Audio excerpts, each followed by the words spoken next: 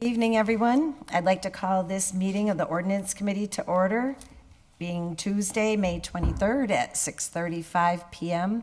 In Chambers, I'm Linda Bacon, the chair. With me, I have Councilor Jourdain at large, and Councilor Jose Maldonado Velez, vice chair and at large, and Councilor Cocaine Givner, ward councilor. So I see on Zoom that we have Catherine. Is this Catherine Sanchez? Yes, hello, I'm Catherine. Hello. Hello. Good evening. Whoa, I have big echo. Whoa. Whoa. Turn your microphone.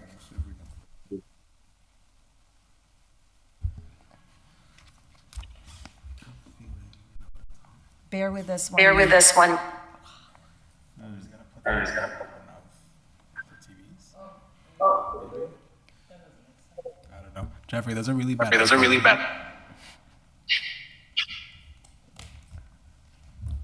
I think that the television. Jeffrey, Jeffrey, can you get can rid you of the get echo? rid? Yes, Scott's Yes, taking Scott's it taking- now. Scott's coming. I couldn't understand him. Yeah. Echo, yeah, you're right.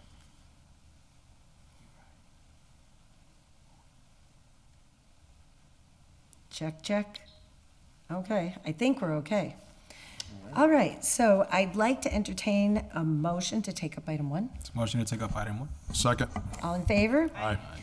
Item 1 is a petition of Catherine Sanchez of 1512 Dwight Street for a street vendor license. And Catherine Sanchez has joined us online, and we have your application before us.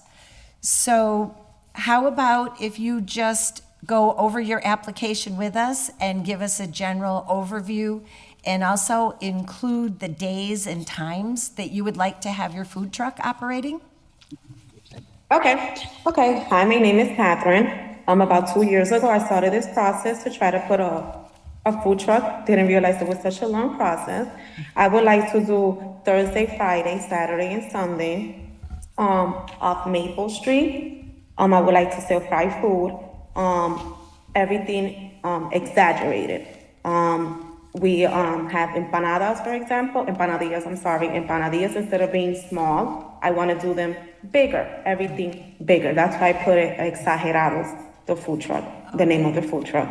I would like to do it Thursday, like I said, Thursday and Friday, starting from 4, give it a say 4, 5, and then on Saturdays the full day, starting like around 2. So, and how late do you want to go? I'm thinking until 8, because this is Holyoke. Holyoke is usually busier on when the clinic is open, the Holyoke Health Center. Besides that, it's usually not that busy. So that's why I'm gonna try to see what happens if I do until 8 o'clock. Okay, all right. And then on the application, we have the locations that you want it to be at, but one of them was sort of cut off at the bottom. So if you don't mind going over the locations. That was for the DPW, and they approved the location on Maple. That's what they approved. They didn't approve no other location. Oh, They Just just- $3.95. I was under the impression I okay. can put as many as I wanted, so and they'll pick one from there. Okay. All right, and that's the one you want, the 395 Maple? Yes, I was confused, yes. Thinking 295 Maple, no, 395 Maple, correct. Okay. Okay, thank you. Are there any questions from members of the committee? I guess. Jose Maldonado Velez? Thank you. Hi, Catherine. Nice to see you again. I just want to make sure you're all set with everything else, with like the Surf Safe, the Board of Health, because usually it happens a lot that there's this one step of many steps that we haven't looked to make sure you have the food truck. So just wanted to check in, make sure everything else is covered as well. Yes, I started, like I said, 2 years ago, so I did take the Thursday, there's the allergen test. I did the whole process. I even got the hawkler and peddler one. I went through the police station, so I think this is my final step. Perfect. Yeah, I see. Chair Bacon just pointed out that it's in here. So yeah, so awesome. I'm excited. I'm excited for the exagerado comida. But I want to try something. Like I said, I want them to try something different. That's why it's called Lobis Exagerados, because usually when you go out here, they have empanadillas small, and I want them big like they have them in Puerto Rico. So I'm going to try something different. I would like to try something different. Okay. Counselor Jordan. Yeah, Catherine, I just wanted to wish you the best of luck and happy to vote for your permit and all the best. Hope you make a Thank million. you. All right. Thank you. Yep. And thank you for submitting a complete application with all the attachments, so. You're welcome. It was a process. Oh, It's I'm a- sure. It's a long journey, but I'm Nothing is hoping it's easy. worth it. Okay, I'll make the motion to approve her for 395 Maple Street, Thursdays and Fridays 4 to 8, and Saturday 2 to 8. and Sunday, right? Did you want Sunday too? Yes. Oh, and Sunday too. Sunday 2 to 8 also? Yes. And then I'll add Sunday 2 to 8. Okay. Counselor Givner. I just wanted to add something, maybe, since we've been in talks about creating a zone, would that automatically apply to anyone who's applying for a vendor license for a food truck at that time? So if we establish a zone. Yeah, they anybody would who automatically has be this able. Could go. Okay, just Exactly. checking, thank you. Yep. Yeah, yep. Okay, so we have a motion to approve, and it's been seconded. All in favor? Aye. I don't think we need roll call because we're all here. Yeah. Good to go. Wow. 5 to 0. All right, so, just so you know, the unanimous vote of the committee is going to the next city council meeting, which will be the first meeting in June. Okay. And then the full council will vote on it, and then you will be good to go. It's June 6th. Thank you so much. June 6th, the first Tuesday. So and then you guys will send me an email just like you did prior to today? No, you won't. You won't have to do anything, Catherine. We'll approve it at the full council meeting on June 6th, and then you should be able the next day to go get your permit from the clerk's office. Thank you so much. You're welcome. Okay, Best of thank luck. you. Thank you. Have a good one. Bye-bye. You too. Bye. Okay, I'll entertain a motion to take Motion. up 2, 3, and 4 as a package. Motion to take 2, 3, and 4 as a package off the table. Second. All in favor? Aye. So item 2 was filed by Counselor Murphy-Ramboletti that Schedule C of 2-35 be updated to reflect a new title and salary for police matrons. Item 3, filed by Counselor Murphy-Ramboletti, that the Schedule C of -235 be updated to reflect competing salaries for police reserves. Item 4, filed by me, Bacon, that in the police department, the rate for matrons be set at $18 an hour and the rate for reserve special officers be set at $22 per hour per ordinance. Now, I understand that we have with us on the Zoom Sergeant Monsalve, who would like to speak to this, and also committee members. We received late this afternoon some information from Kelly Curran in our personnel department. I haven't had a chance to look it over thoroughly. I don't see her on the Zoom. Counselor Murphy-Ramboletti's on here, too. Oh, She's not, but Sergeant Monsalve is here. I see him, yes. Okay. I recognized him, and so I'm going to give him the floor, and also recognize that Counselor Tessa Murphy-Ramboletti is with us on the Zoom. Thank you. So Sergeant Monsalves, we have been sent some information from our personnel department that we just received today, but we'd be interested in hearing from you first in this regard. Well, Welcome. thank you, ma'am, for having me, first of all. Can everybody hear me? Yes. Yes. Thank you. So basically, this was something that administration that the police department has been working on since the beginning of the year. Our staffing levels due to post were dwindled down to a low number. We had a hard time finding candidates and hiring. Luckily, we're kind of up to our top numbers now. But in the meantime, we depended on our special police officers, our part-time police officers, to help and supplement the staffing levels. Not only to supplement that, but to give our full-time officers a break. Our full-time officers were being what we consider to be overworked. They were working 3 and 4 days, 16-hour shifts in a row, and a lot of them were getting burnt out. So the use of our special police officers, our part-time officers, it was an integral part to the staffing and to the operations of the whole police department. Currently, the rate is $18 an hour. Our special police officers perform the same exact job that our full-time officers perform. They face the same dangers and the same challenges. So we felt that in order to value them and show them that, that their work is valued and their commitment to the city of Holyoke is well noted, we needed to do a little bit better as to a pay increase, just so we can be competitive with our neighboring communities. Thank you. Councilor Rivera? Do we know what and thank you for that. Do we know what the prices are or what the wages are in neighboring communities? And just so you know, I do agree. I do agree with the upgrade. I haven't been able to look at it. I've been at work and I've been with my kids. I've not been able to look at any late emails.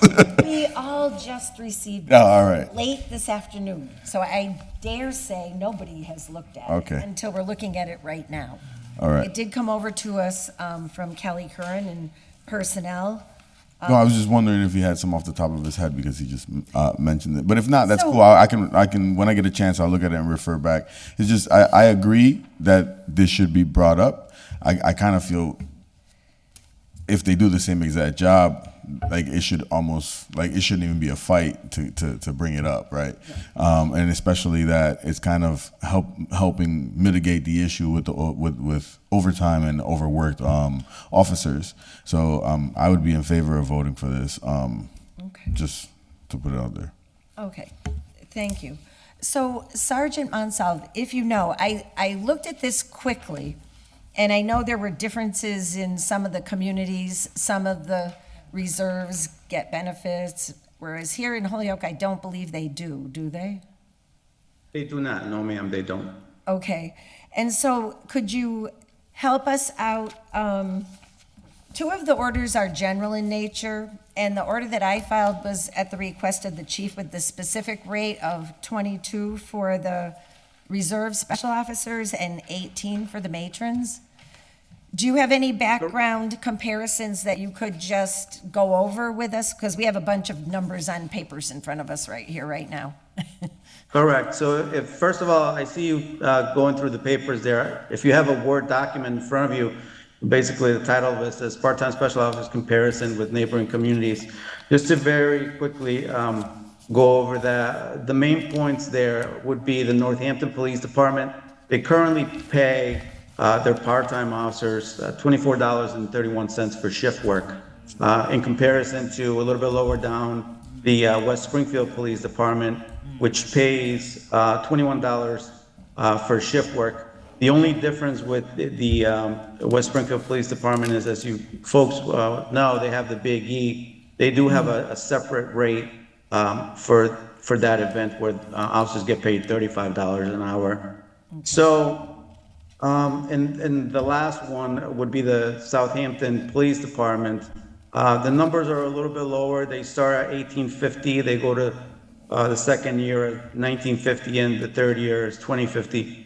But the comparison there and the difference with the city of Holyoke is that Southampton is part of their collective bargaining unit there with all the officers, and they receive a number of benefits that our officers don't. Sick time, shift differential, overtime pay, additional monies for clothing, additional monies for EMT certification. Okay. So all those different things bump up the rate a lot more. Therefore, I kind of, when you see all those numbers in front of you, I went anywhere between 18, 19, 20, 21, all the way up to $25 an hour, and to kind of show the city and show everyone what the different cost savings would be to the city. So if we are focusing just on the $22 an hour figure, we just figured that would be somewhat of a median number between the $24.31 that Northampton receives and the $21 that the West Springfield Police Department is receiving. We figured that would be a fair number. It would be a number where our officers would be happy to get that bump increase. And our goal mainly is to maintain these officers. We spent a lot of time ever since post started back in 2021. So we're talking about almost a year and a half of time and monies in training for these officers. And we would hate to lose them to other communities just over a couple of dollars or a couple of cents. I know it's not my wallet, but I think the overall saving for the city would be huge. Okay, thank you. And can you let us know what the current rate for the matrons is? I believe, I don't have the current rate. I believe it was somewhere around $15 an hour, the minimum wage. I think you're right. Yeah, I just wanted to be able to compare it to the recommended rate of the 18. Yeah, Correct. okay. All right. Oh, go ahead. Let Council. Yeah, mine's will be faster, I think. So just real quick, just what's the difference between the matrons, right, and the other officers, the special, the reserve officers, right? What's the difference between them? Because that is news to me. Oh, okay. That's the first piece, and then I guess that's it for now because I had another question and it went away. Okay. So, Sergeant Monsalves, could you explain the difference between the matron and the reserve special officer? So For the matrons are civilian employees. They're not police officers. They're not special police officers. They are just civilian employees. They are trained on how to monitor and search and take care of our female prisoners. So basically, their duties is whenever a female is placed under arrest and brought to the Holy Police Department, and for whatever reason they have a bail where they were not going to be released, and we have to take care of them and monitor them. But we call these matrons in, and basically their duty is to take care of the female officers, whatever needs they have. So basically, that's their duty. They're not police officers; they're just civilian employees. So the reason why they would get paid less is because they're not police officers? Correct. They don't go out on the street. They don't patrol. They don't do any police duties. Basically, their job is there's a separate office right outside of the female cell block where these matrons basically stay, and they monitor the female prisoners and tend to whatever needs they have. They immediately notify the commanding officer who's on duty, but they don't go out on the road. They don't carry a gun. They don't arrest anybody. They don't do the job of a police officer. So in between the matrons and the reserves, how many do we have in total? Because I remember, if I remember correctly, before we had a bunch, and then we cut back like a bunch, and now we have probably like, I don't know exactly what the numbers are, so maybe you can help me in total. So as far as special reserve officers, we have a total of 21 officers on the special reserve side. As far as our matrons, that's a little bit tough because of COVID, a lot of our prisoners were shipped out to the Hampden County House of Correction, both in Ludlow and for the males and Chicopee for the females. Yeah. So we didn't really have much of a need for the matrons then. We weren't holding prisoners in our facility through COVID. Once COVID kind of ended or the restrictions were put away, we started holding the prisoners at our station. So a lot of the matrons that we had, some we lost, and some unfortunately, through speaking with them, we lost because of the pay. So I believe we only have about 2 or 3 matrons that are actively on our roster, but we're hoping that with this increase, we can start doing a little bit of recruiting out there and trying to get more matrons to come and So work for us and be available. question, my last one would be: is you think that with $15 it's going to be better? 18. No, 18. Oh, 18 We went now? from Okay, 15 to 18. great. I was going to say because that sounds crazy. All right, then perfect. 18 is. I mean, that's good for me. Thank you. Go ahead, Kevin. Okay, thank you. Counselor Jordan. Yeah, Sergeant, it's Kevin Jourdain, and thank you for bringing this proposal forward. I think this is long overdue. I remember it's got to be at least 10 years since we reevaluated these rates, and considering the scope of responsibility that they have, I think you make the case here in favor of the $22 for the reserves and the 18 for the matrons. We also have had an increase in the minimum wage substantially since the last time these rates were increased. So now, I mean, you could work at McDonald's and make more than $15 an hour, and you don't have anywhere near the scope of responsibility of taking care of prisoners. Same with our reserves. So I think this is definitely appropriate. Happy to support it. And thank you for bringing the proposal forward. Is that a motion? Thank you, That sir. is a motion to adopt, to move the reserve rate from 18 to 22 and the matron rate from 15 to 18. Is there a second? Second. Second. All in favor? Aye. Aye. Okay, so thank you very much for coming down. You have unanimous vote of the committee to recommend these revised rates to the city council meeting on June 6th. Thank you very much, everyone. I appreciate your time. Thank you. Good night. Good night. So the next items require the planning board. They will be here, to the best of my knowledge, but I think there's a couple we can go out of order on. Yeah, let's keep moving then. I would like to entertain a motion to go out of order to item 9, which was tabled for legal form. Yep. I know, huh? Piece of cake, right? Suspend the rules to take item 9 off the table. Second. All in favor? Aye.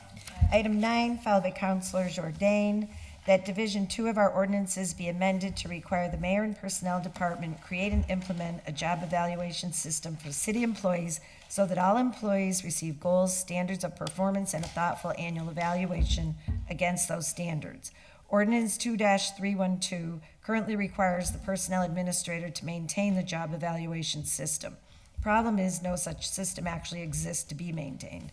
The new ordinance should be designed to require the existence of the system, but management will be allowed the flexibility to draft it according to their needs and professional opinion. It is unacceptable that for too long, such a system that is so necessary for all workplaces our size still does not exist in our city government. Absent the city council requiring such a system, it is almost certain that no such system will come into existence independent of us, or it would have by now. There is no current objective measurement of employee performance that rewards high-quality employees and holds poor-quality employees accountable. Management in this city needs to take action as soon as possible. Now, in your packet, along with this agenda item 9, is a legal form. If you recall, at our last meeting, we had some discussion.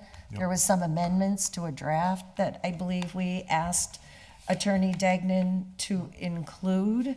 Yep. So, to the maker of the order? Yeah. Counselor Jourdain? Yeah, I see. Kathy, thank you for putting together the legal form. We really appreciate it. Kelly came to our last meeting. She was very helpful and supportive. This is pretty straightforward change. Really, the only difference is one sentence, effectively, from what's there currently. It just says that the mayor and the personnel administrator shall create and implement a job evaluation system for city employees so that all employees shall receive goals, standards of performance, and an annual evaluation against those standards. And then the rest of it is the exact same sentence that already exists in the ordinance. So Kathy got back to us what we discussed from the last meeting. It's here in legal form, and I'd be looking to just move it forward to approve it. Committee members, does this reflect what you remember in our discussion? I could.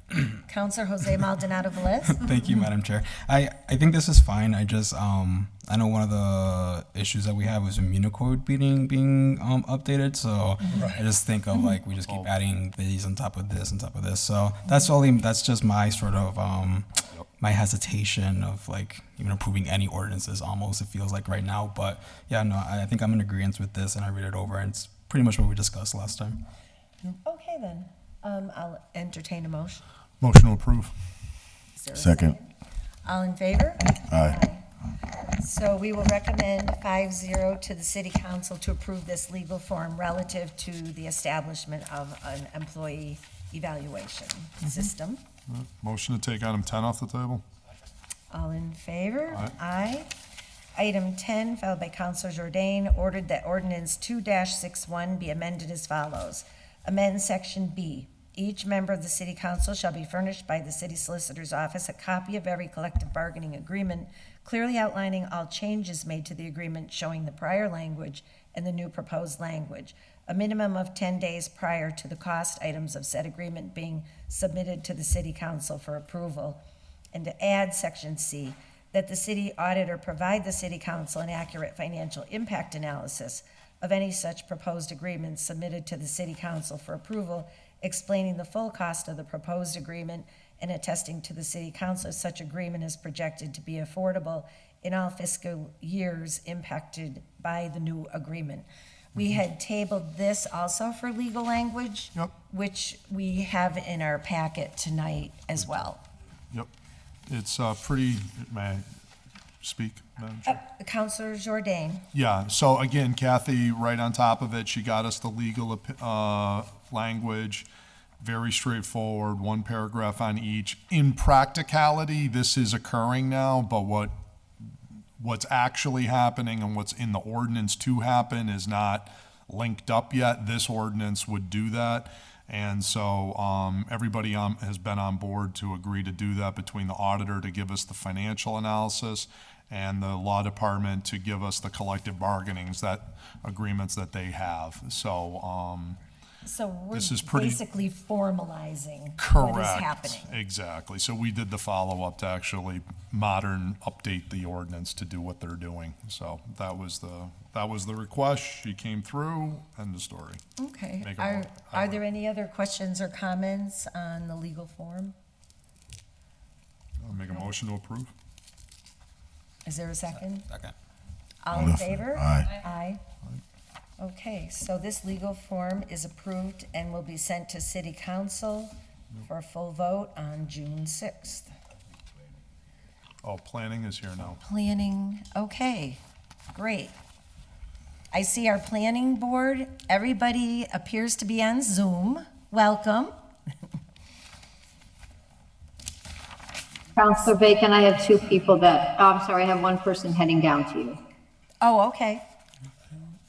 Then we will give them time, the person time to get here. And thank you, Attorney Degnan, on those two legal forms. You're welcome, Counselor. So you want me to take item 5 off the table? I'm waiting for the planning member. Oh, okay. Is there something else we can do in the meantime? Not in the time it takes Oh, the okay. person to walk over. Oh, okay, yeah, then we'll wait. Would you like to leave your mark? Is that what you're telling me? Right on the keyboard.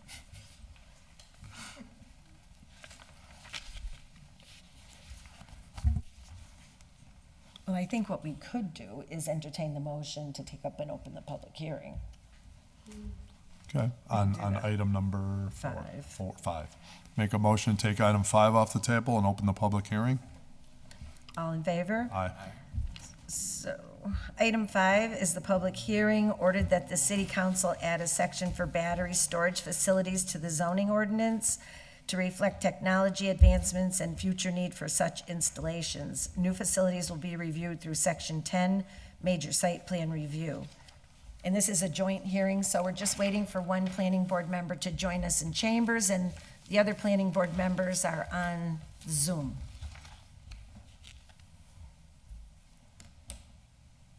We also have Steve Roy from HG&E on the Zoom, John Zwerko from HG&E, Counselor Will Poello has joined us as well, and Jeff Burkott has also joined us.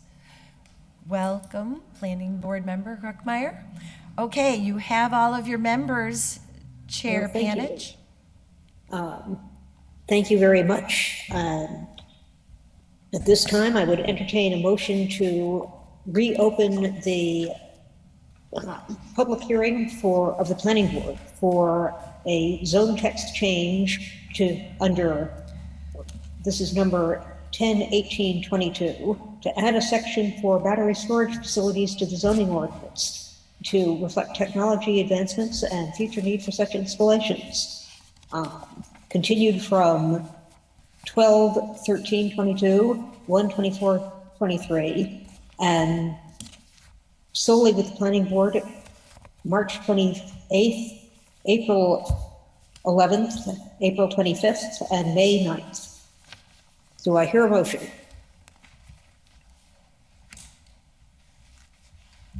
So moved. Is there a second? I'll second that.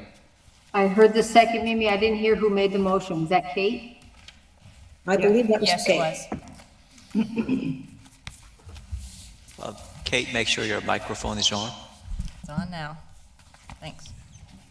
By roll call vote, Bernander, Yes. Nathan, Yes. Rosanna, Yes, ma'am. Kate, Yes. and Mimi. Yes. Okay, so we are all open in our joint public hearing, and I believe we recently have all received language under section 2.0 and also under section 10. And I'm wondering if there's somebody from planning who wants to walk us through it. For me, the area I'm the least clear about is if the unit is small, what the process would be, but it might be helpful just to go from the top. I'll defer committee members. Would that be helpful to you? Yeah. Okay. Okay, well, let me see if I can give you a brief overview then, and please jump in if I'm being perfectly unclear.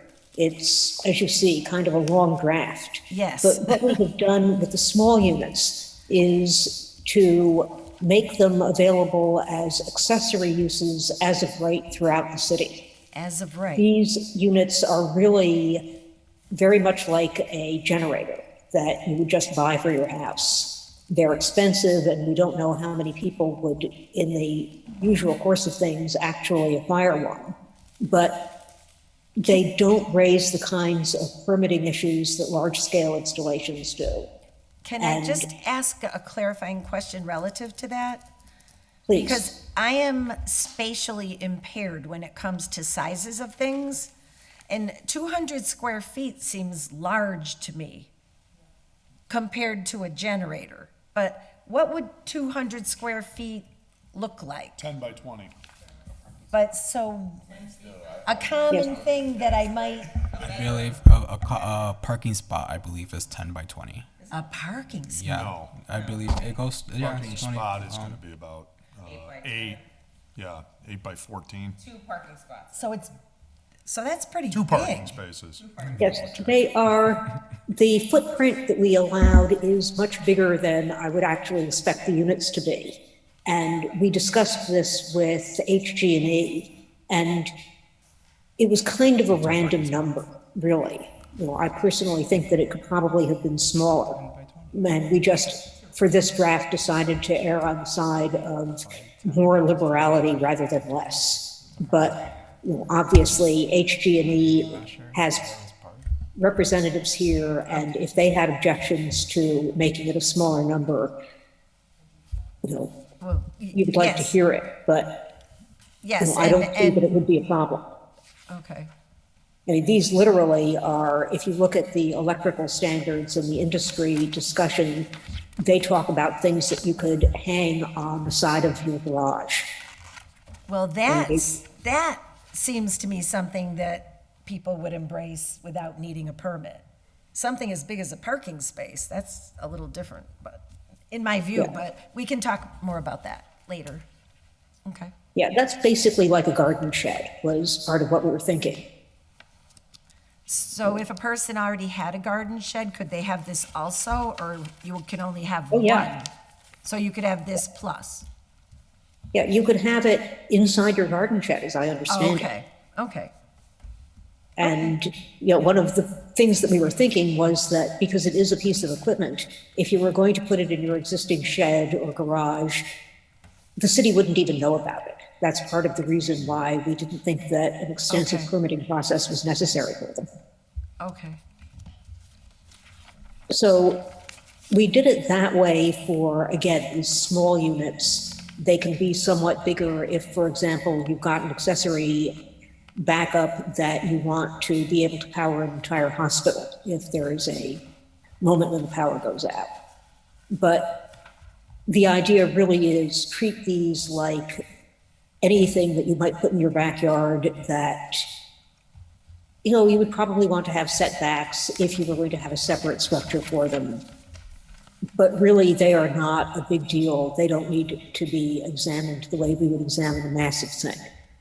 Whereas the big industrial scale ones, we obviously want a real permitting process for those. And since the order was originally introduced as a, let's do this by site plan review, and because it did turn out to have things that made it a little bit different from a classic site plan review. There are safety guarantees. There are things that you wouldn't expect to have reviewed if you were just reviewing the site plan. We wound up drafting this as a separate site plan review section. And I see that Mr. Roy from HG&E has his hand up. Steve Roy, you have the floor if you would like to add some Okay. information. Just to Welcome. clarify or expand upon that, to take that concern into account, is that there is a requirement that was added in the definition of what a small scale accessory structure would be. And, yes, it says, no greater than 200 square feet, but there's also a limitation that it has to be connected to the building service. So the size you're going to put in would be more limited based on what the service is. So like a residential house wouldn't be putting in something that's 200 square feet. Okay. But this was kind of a catch-all to, for an industrial building or even a commercial facility, so that they didn't have to go through the large site plan review process. Oh, okay. So if it was in a home, how large would you see it being with a normal or regular service to a home? Generally. I mean, if it's going, typically the ones that go in a house, they're typically either just inside or they be affixed right to the outside of the building. Mm-hmm. They're not very large. I don't even think I think if I said they were 4x4, that's probably even making it large. And John can correct me if I'm off base here. Okay, but they probably wouldn't be bigger than 40 to 50 square feet at the largest. Right, and I don't even think they would be that large if they're sized to the residence service. So more like 20 to 30. Correct. Okay. Just to stay on that same one real quick. Councilor Rivera has a question also. Yeah, on that same topic. So like, and not more or less the real small ones that are like you can, for whatever you were saying, that like people can just hang up or whatever. I like, in my mind, those are not even an issue. I don't even think that's what people are referring to when you're speaking of a small whatever battery pack thingamajigger. I think if we're saying like an industrial property owner is gonna put something that's about 200 feet and it makes it a small battery, right? How many of them are they able to put on their property? If that's the case, right? So like if they own a lot of land, are they able to put a bunch of little ones just to not have to take out or go through site plan review process? Because if that's the case, you know what I mean, they'd probably get a bunch of little ones. Or like, did we think that part out? Is there something to speak to that? Well, there is. We didn't really do it by size. What we did was the distinction between the small ones and the big ones that we were viewing is what their primary purpose is. So to a certain extent, HG&E will be the people with the most up-to-date information on each of these. But the idea is that if your primary purpose for the storage is to provide power for your own business, your healthcare facility, your house in the event of a power outage. Those are auxiliary units, they're small. If the primary purpose of the installation is to power the city electrical grid, that's a large scale, and it has to go through permitting review.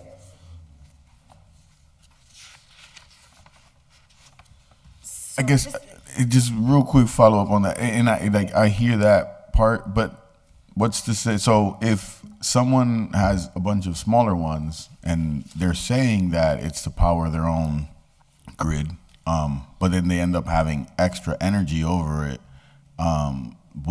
so over time they'd probably sell the energy forward too then, right? So, yes, and I think we all had concerns about that.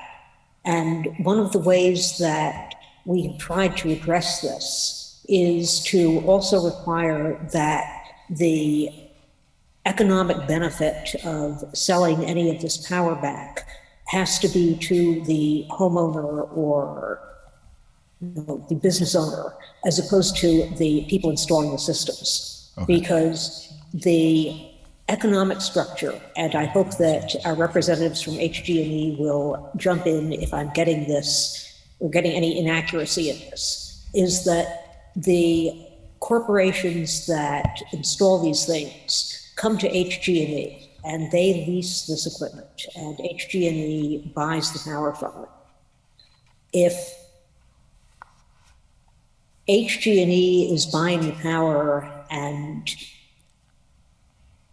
that's the principal purpose, they are buying the power directly from the company that installed this thing. And the company that installed this thing is getting the economic benefit of it. If you have, if you decide you have a big yard and you put 10 of these in your yard because you want to skirt regulation, you have to get all of the money from the, any sales to the electrical grid. And by doing that, if you can no longer really call yourself I'm just powering my system or my house if you're doing that. But also, you're not going to be able to get one of the big players to come in and put in those storage systems for you because they won't get any of the economic benefit from it. And I think I see John Smirko's hand up. Yes, and I would just add that we can write language in here that says anything that's over 200 square feet. A second one brings you up to 400 square feet, triggers the site plan review. We can add language to that effect, too. Yeah, and I think HG&E had also proposed some anti-abuse language, which I don't know whether it made it into the final draft or not, but they had an approach to this too, and that may be what Mr. Zwirko is about to talk to you about. Okay, so Mr. Zwirko, you have the floor. Yeah, so it actually was going to be related to that. So to mitigate the issue of it being smaller, separate systems being installed, maybe just add language in there that anything in aggregate above 200 square feet would trigger a site plan review. Just simple addition to that definition. Okay, good enough. Okay. And one other point to this is that because we were concerned about this, and also, there are places where we don't want to have these giant installations, we think. Although this draft allows for the little ones in any zoning district, the big ones are limited to industrial and large business districts. I noticed that. And obviously, you all will review those districts and determine whether you think that they're appropriate. But we did have concerns, obviously, about having industrial uses encroaching on residential districts, and even things like downtown business and GR. Industrial scale seemed inappropriate to us. Okay, so a question relative to the small ones up to 200 square feet. Under the large ones, there's language that says it can't be heard within 50 feet, but you could have up to a 200-foot one right next to your next door neighbor. And it seems to me that would be able to be heard. So I'm wondering, Councilor Jordan, did you want to speak to the idea of two separate residential categories? One that would be the 20, up to 20 square feet, and then the other between 20 and 200? I just feel like there needs to be a way for neighbors to have some input if they're getting impacted by this in some way, if somebody goes up to the parking lot size. That to me is very big in a residential setting. But Councilor Jordan? Yeah, I was just thinking, some points for us to consider that I was thinking about is, should we create a residential purpose class? And then should we have sort of a commercial, industrial, or government purpose class? It seems like we're going by this square footage size to do that, when if we're being told a residential would not be anywhere near the size of 200 square feet, should we put it at 50? That you can have a residential 50 square feet, not to exceed that, and then you have either everything else is more than 50, if you want to go back to this category, or we have three classes where it's sort of residential under 50, you have sort of everything, I guess, between 50 and 200, and then 200 or more, which is sort of, I think, what you're intending. I think you should think about that, because I think let me just think about a couple other points. Like, for example, there's one section here about abutting residential uses. It says, an applicant may request a waiver to reduce such buffer requirements in such instances as it is determined to not have a detrimental effect to the abutters. That's the large. So that's only on large? Yep. That would be applicable to? So on the small, it wouldn't? The small, they're wouldn't saying have that? as of right. As of right. So what does that mean? That means that what if it is detrimental and I live next door? Who do I get to give my concern to, right? That this is right up at the property line and this thing is humming away, or does it emit a sound? I don't know, maybe there's people here more educated on it. Is there proper signage? What if I don't have a fence and I have small children and they can go up? And they've already said, like, we've basically waived some of the fencing requirements and some of the security requirements in here, right? Because it says, let's see, let me get to, where's the section on screening? Where are we? Oh, yeah, let's see here. Let me find it. Madam Chair, Oh, yeah, if I- screening. Okay. Says a battery energy storage system shall be screened to the extent possible from abuttering properties. These are all under large, just FYI. But small has none of those rules? Small, if I can just jump in here. Sure. Is done under our existing regulations for accessory uses. So there are some setback requirements in the accessory use section. And certainly, if it is the will of this body, more setback requirements can be placed there. And we were concerned about noise too. And I understand that these things do not emit any sound that would be heard at a reasonable distance, 5 feet, 10 feet. But if we want to add language ensuring that, certainly I can't imagine there being a real objection to it. Okay. And just the other thing I wanted to throw in here is that I see that Planning Board member Nathan Chung has his hand up, and I don't want him to feel ignored. You can recognize him, If we and then can I put him have, in queue, I'd I'm appreciate it. not done yet. oh, okay.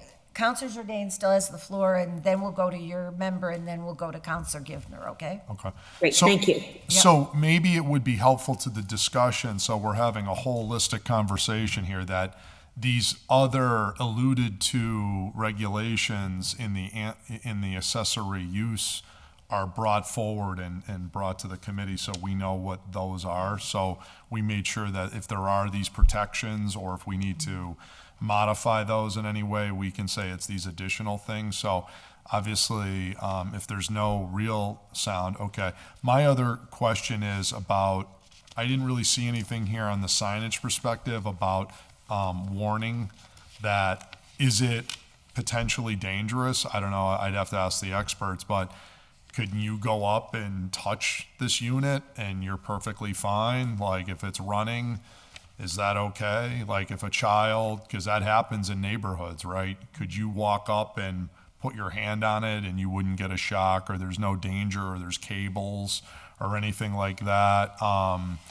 Does it have to be, I'd really like to make sure that there's warning labels that are put out that, electrical unit in place or something, especially where it's sort of new technology. I mean, people kind of know about like air conditioner condensers that are on the outside of a house. Like those are common knowledge. Like what's that thing spinning around, right? Like I shouldn't touch that. But this, if it's, I don't even know really what one of these units too much really looks like. So if it's just a black box hanging on a wall, if there's no requirement to have a warning label on it, could somebody potentially touch that, or somebody's pet, or, somebody visiting is in a lawn party or something and they back into the thing? I mean, I'm just kind of curious, like what kind of protections are we requiring? So I would just want to have those kind of things considered. But yeah, basically I would like to understand, a butter, if there are concerns from abutters, maybe they would not have any concerns, but if there are concerns, that they would have, like how would they be able to express their concerns to the department that's, whether it's planning or whoever that is considering them, just making sure everybody feels like they have due process. But other than that, new technology, new regulations. Thank you. I'll defer to the planning board member, and then I'll recognize Counselor Givner. Okay, Nathan? Thank you, Madam Chair. Couple of things I guess I want to add. If we are updating the wording to indicate that the net aggregate area is 200 square feet to make sure there are no loopholes, like people having a lot of smaller units, I think one part of the wording that needs to clarify in the current draft, and this is the definition document, section 2.0 definitions. One section is at the very beginning of the definitions, one or more devices assembled together. I don't fully understand what the assembled together means, but that may be interpreted to kind of contradict the aggregate area definition. So that's something to consider. I don't know if that assembled together phrase is necessary in the definition or not, but if it's not necessary, it might be better to cross that off. And second thing, I do wonder if we need to worry about the height also, especially for the smaller scale units in terms of implementing dimension restrictions, or if the area limitation is sufficient. And I guess for now, like last thing, I understand the large scale definition only mentions supply backup electrical power for the business on the same parcel. I do wonder if there's an edge case where you might have a very large residential building, like very dense apartments, or maybe a very large condo complex where you got maybe even multiple apartments. And I do wonder if there are edge cases where their backup systems might exceed the 200 square feet limitation and become classified as large scale. In that case, either in the current draft definition, it might not be under any of the categories, so that might create some dilemma. A very edge case, but just want to bring that up the way it's written. And lastly, in the 2.0 draft document provided, the draft definition document provided, there are some restrictions for the by right small scale facility. For example, number 4 in the by right definition, it says the best shall not produce sound within the human hearing range. within a distance of 50 feet. So there are some definitions, restrictions that was added. Thank you. Thank you. Counselor Givner. Thank you, Madam Chair. So we're talking a lot about the size of the battery storage units.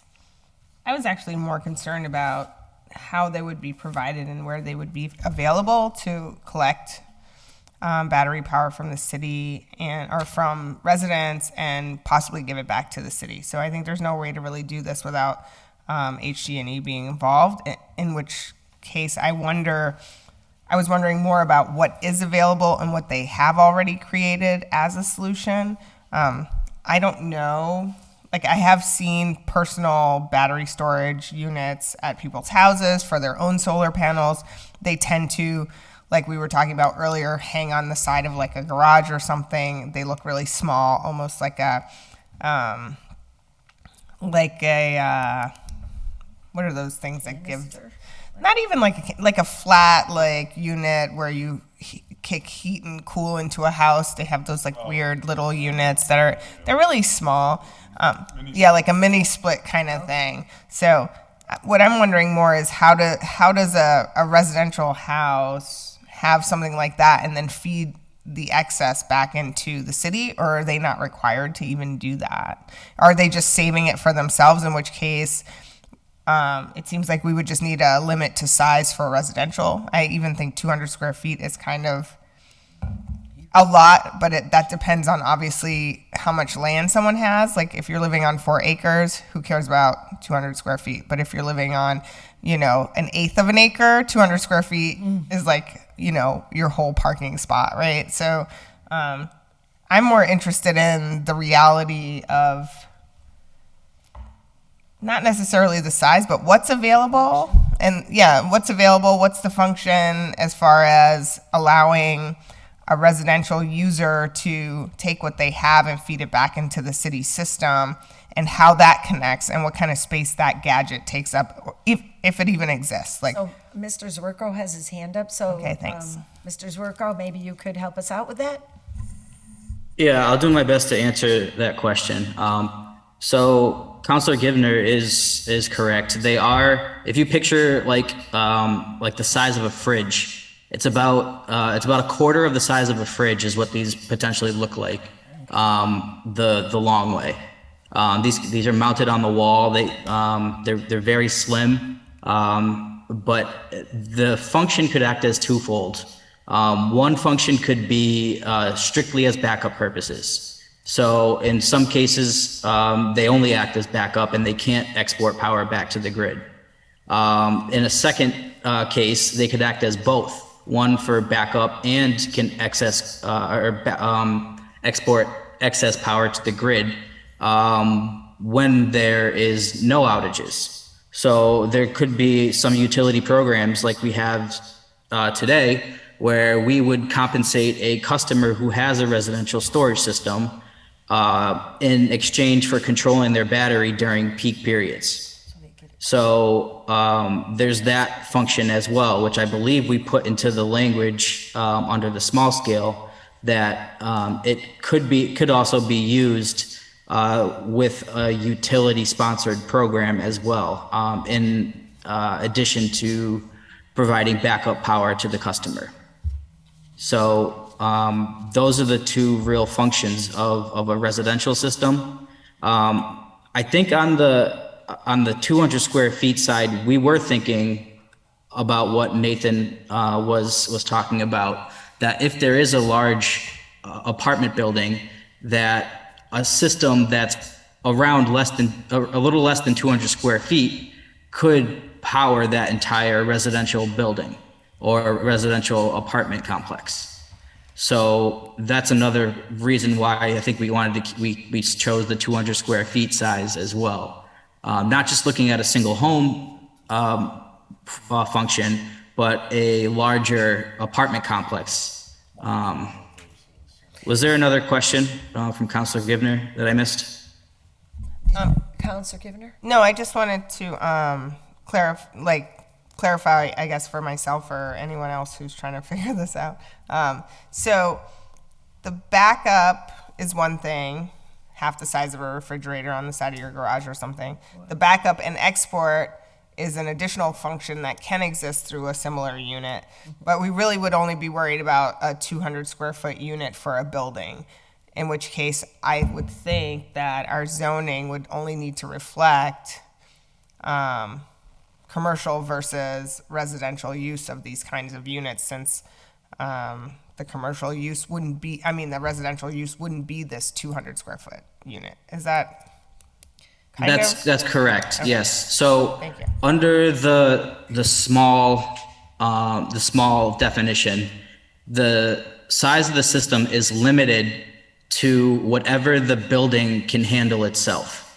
So you can't install a system that's 200 square feet and connect it to a home without it being way oversized.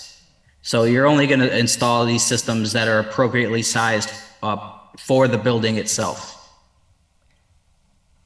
Are you all set? Yes, ma'am. Okay, but I have a follow-up question. So is that determined by the service at the residence? That's correct, yes. So your main panel in your home, your main circuit panel, Right. is limited by size. How many amps can come through that circuit? So you can't install a system anything greater than what the rating of that service panel is. Okay. Which typically in a home will be that half of a refrigerator size system. Okay, so based on what I've been hearing, it seems like you were trying to do three things. One was to make it as of right for a small unit hanging on the wall at a house. Two, to also have it as of right up to 200 square feet, say if it was a business that had a bigger service or a larger property that had a larger service. And I'm making it up, like say somebody with a big horse farm or something, that could handle a larger battery storage. So is my understanding accurate in that regard? That's exactly correct, yes. Okay, so you don't think we'd have to worry about people putting large things in strange places, and we don't have to get crazy writing a whole bunch of rules? Or get overzealous writing a whole bunch of rules, is what I think Yes. I'm hearing. And I think we went back and forth on this, and we think the language in there is good enough so that we do accomplish that. So you're not installing large sheds on residential properties that could find loopholes in what they're really intended to accomplish.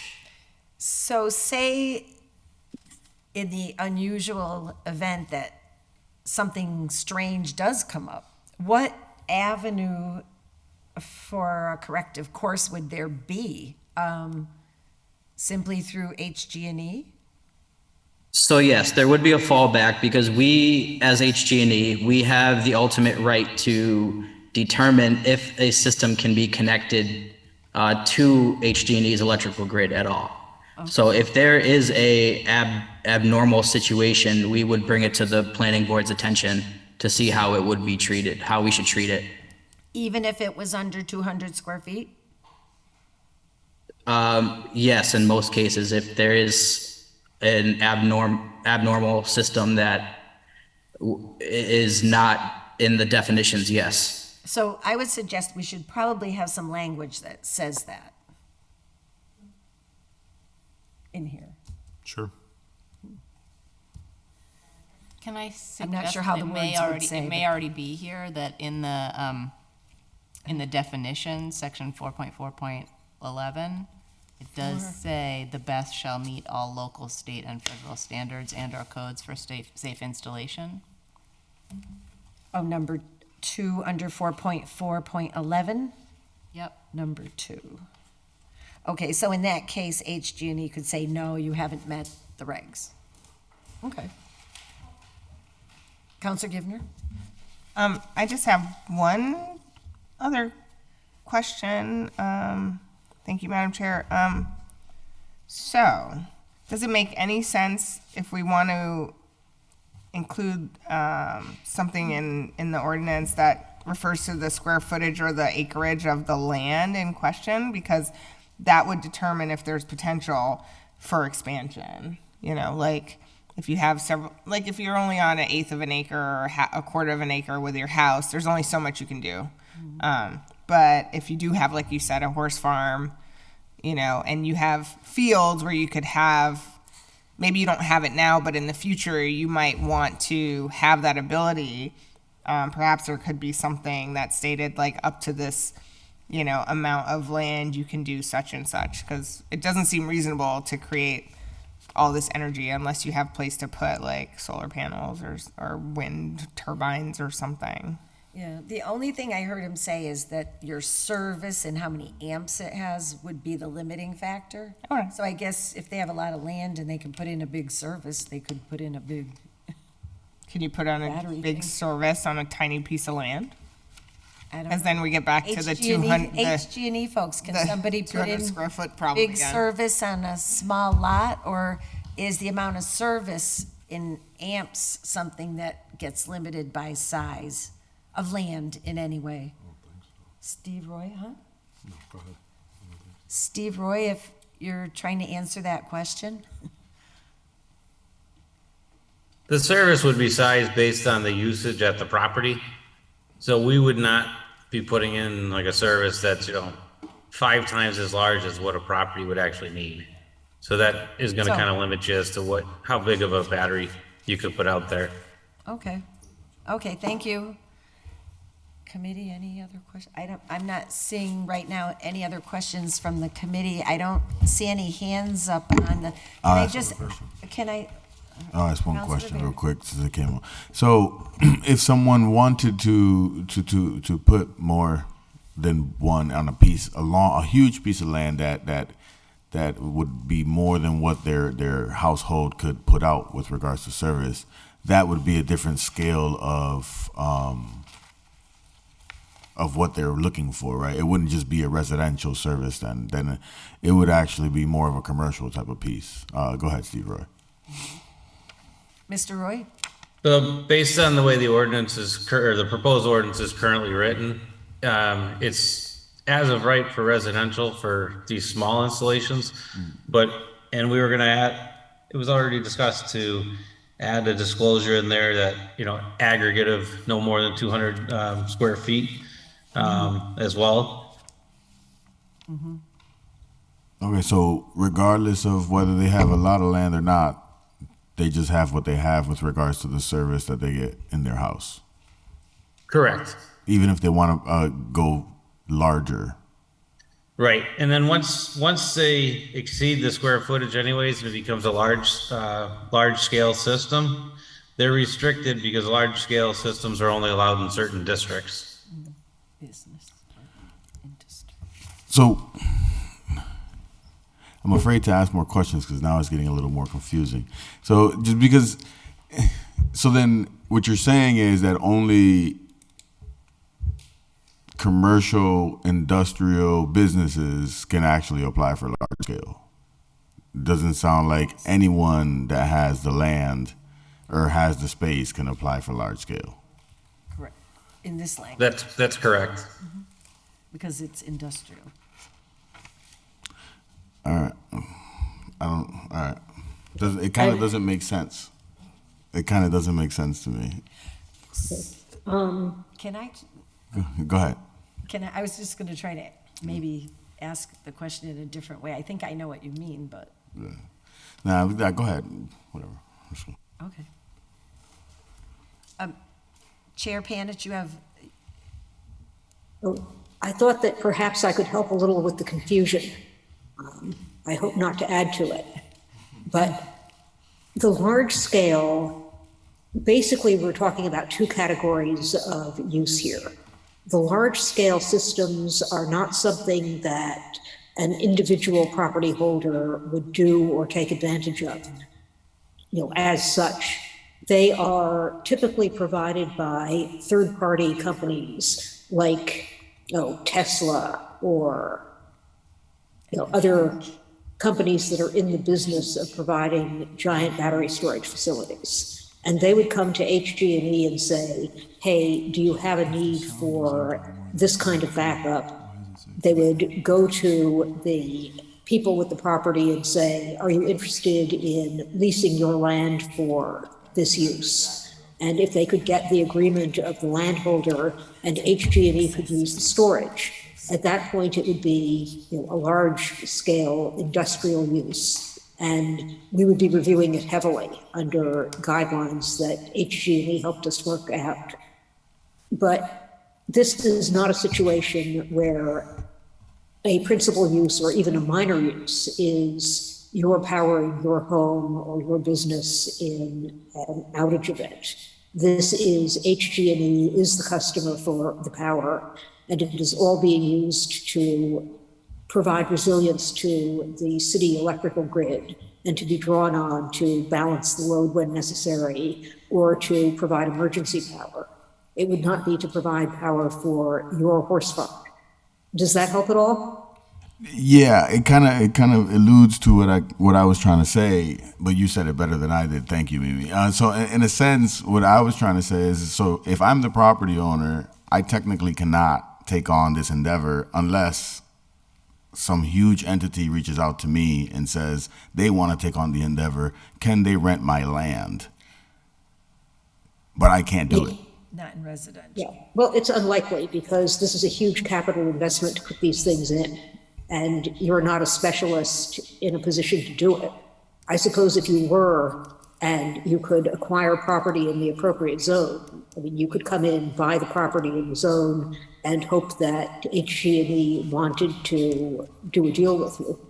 But otherwise, no. And one of the things that we were really sensitive to as we crafted this ordinance was we did not want a situation where, well, my go-to example is I have a big side yard.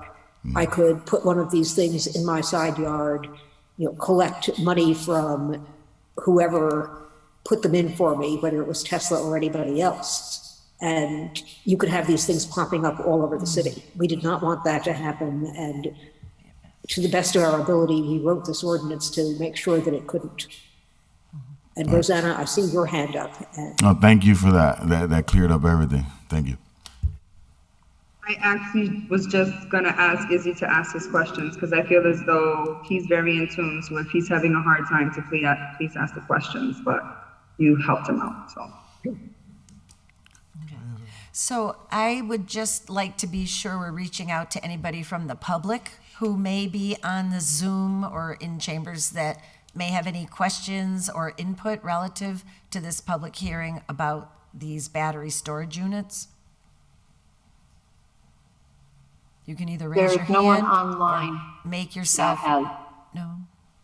Thanks. Not seeing any. I had a couple questions. Okay.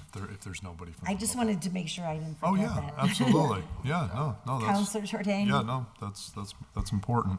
I wanted to ask, on this section, again, the small scale one in section 4.4.11, subsection 3, it says utility-sponsored program.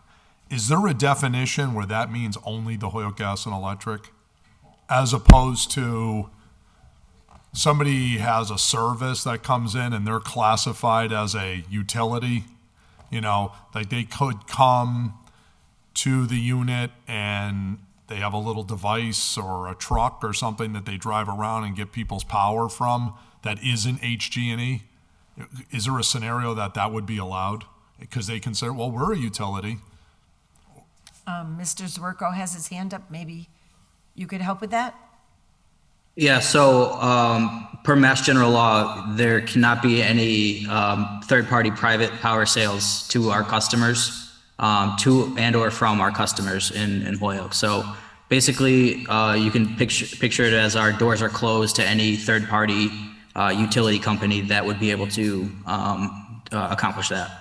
So should we just say HG&E in this language? Yeah, why don't we just say Hoyoke Gas and Electric then? You could. Okay, great. That's where I was going with that question. Now the other one, which is, if I was listening carefully, in subsection 4, it says that the sound cannot be heard by anybody at a distance of 50 feet. But when you get homes in the city, especially like a Ward 4, the homes are in close proximity. I mean, some of them you can reach out your 2 windows and shake hands. I'm wondering if you have I mean, my mother, like, she lives on Davis Street and she lives in a Philadelphia cottage. I mean, these things are attached to each other. Yeah, I mean, they even have common walls. So I'm a little, if I was listening carefully, I heard something like, oh, you wouldn't hear it be more than 10 feet away. So should that say 10 feet if that's what we mean instead of 50 feet? See, I had 10 and then. 50 feet is quite a distance, actually, when you're living in close proximity. I don't know, the G&E, do you have an opinion on that, or John? Mr. Zwerko? Yeah, so it's only when you get into the larger units that you're going to be really hearing any type of noise from these systems. The smaller systems, they're really quiet. They don't make any noise. It's when you need additional equipment, such as transformers attached to this equipment, that it's really going to start making the humming noise that everyone keeps bringing up. When these are self-contained and self-packaged units, which are typically the ones that are less than 200 square feet, they don't make any noise, whether you're standing 5 feet from it, 10 feet from it, or whatnot. But Okay. Oh, good. Okay, perfect. So then for the small scale, which is what I'm referring to, because again, I think if you're in an industrial situation, if it's the hospital or the mall, or I'm less concerned about some of that, because people have a much greater tolerance level when, you know, it's, you got the dumpster, you got the power box, you've got this, that, and another. Like, people, it sort of comes with the territory in an industrial commercial context, but where it's people's homes and their window could be next to it. Would you object if we made that instead of 50, we made it 10, since on the small scale ones, since that's really residential? yeah, I think we're fine with that. You don't even know these things are operating when they're actually charging and discharging. So we're fine with adding 10 feet. Okay, cool. Are you all set for now? I'm all set, thanks. Counselor Givner? Just to add to that, like, if what you don't hear when the cars drive by, that's what you hear with these units. And I think actually the electric cars probably have more power than these units on your house. There you go. So just as an example. I see Nathan Chung has his hand up. Yeah, thank you.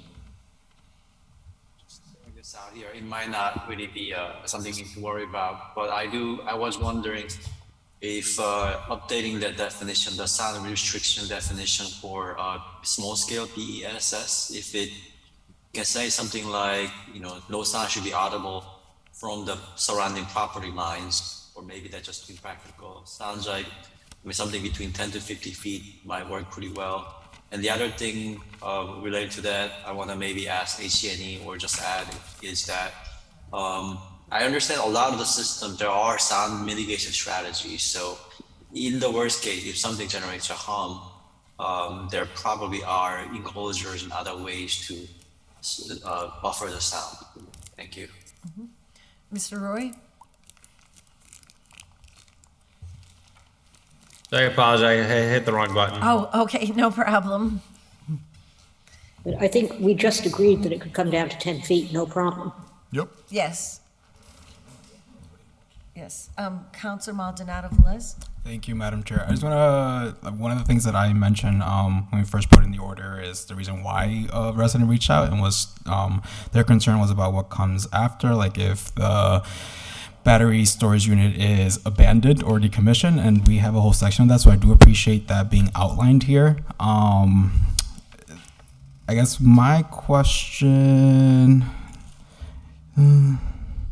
No, I answered it. I guess my question is what comes after this? Like, is it going to be advertised for the community? Is it like, what is the plan once we pass this ordinance as far as like HG&E and the connection with the community? Because I think one of the things is if there's this opportunity to make some extra money, possibly, what is that going to look like for HG&E?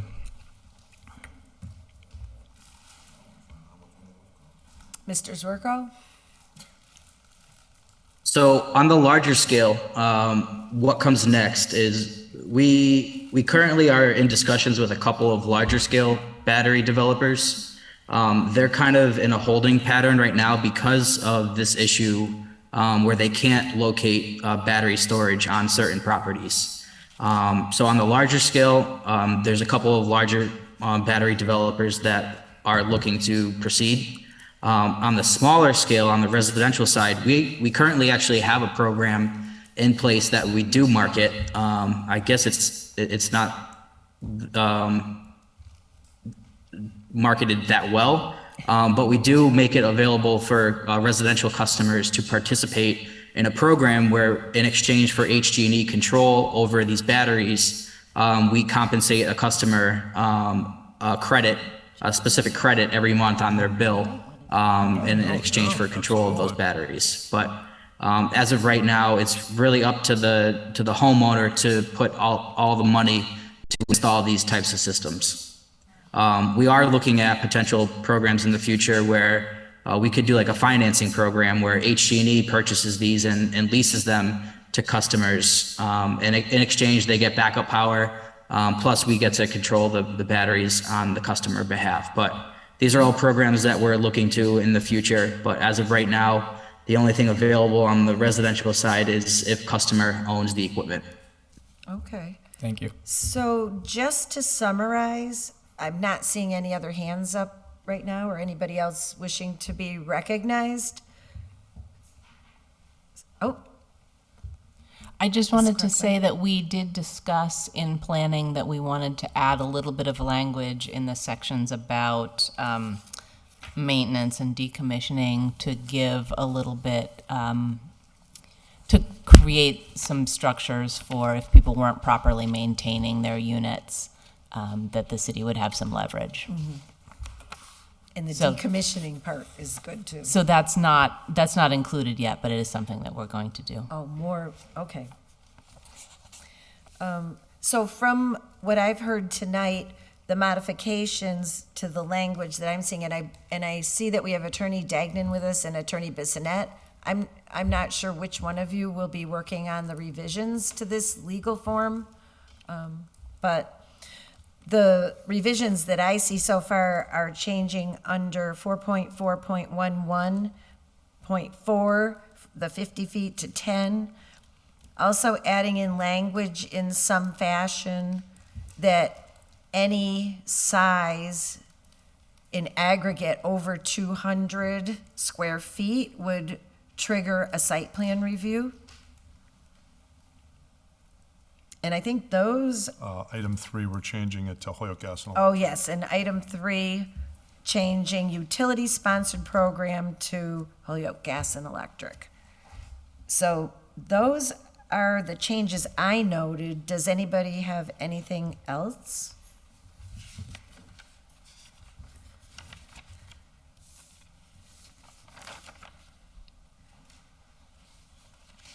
I mean, I had the friendly suggestion of the accessory use. Oh, the language. Yeah, if we, for the next time we discuss this, if we could just get what those are again, so we can see if any of that has to be fine-tuned relative to the small scale for this, that would be helpful. Because it's nice to look at everything in one place. Okay, so see the language as it would impact the small. Exactly, because I have a funny feeling if we were gonna get a concern, it would be a small scale. Right, I think so. That's what my, For sure. that's what my gut tells me. Yeah. Okay, so if that could be included for the next review with the revisions, that would be great. And I'm hearing from a planning board member there that you're going to be adding some revisions to the maintenance and decommissioning draft that we have here. So we'll be looking for that. All right, are we in a place to continue then? How much time do they need? What does everybody think for a date to continue to? Yes, but we have to come up with, I mean, it seems like there's not that much to do. Should we try to go to June 27th? We're not meeting on June 27th. You're not, okay. Do we want to touch base, maybe Sharon knows your calendar, or she could tell us? Well, here's another thought. I'm coordinating with Counselor McGivern to do a joint finance ordinance meeting related to the consent decree and the financing for the sewer treatment. Okay. We could, if the planning board was available on the 31st of May, that could be a possibility, but the timing might be a little tricky, you know? That's next week. Right, because we'd be starting at 6:30 with finance. Just for planning board's knowledge, that's a Wednesday next week. The 31st, yeah. Otherwise, Well, when would Chair, planning be meeting next? The planning board is meeting next on June 13th. So members, is that a doable thing for folks? And I would think we have space on our agenda on the 13th. That ought to work. We have a budget hearing that night. We have budget hearing? Okay, so that won't work for us. July 25th? We don't normally meet in July. Yeah, we don't meet in July, so I would say that's a no-go. I'm hearing It'd be August then. people will, yeah. We have one council meeting and the first Tuesday in August. First Tuesday, correct? Then usually we take the second off, so.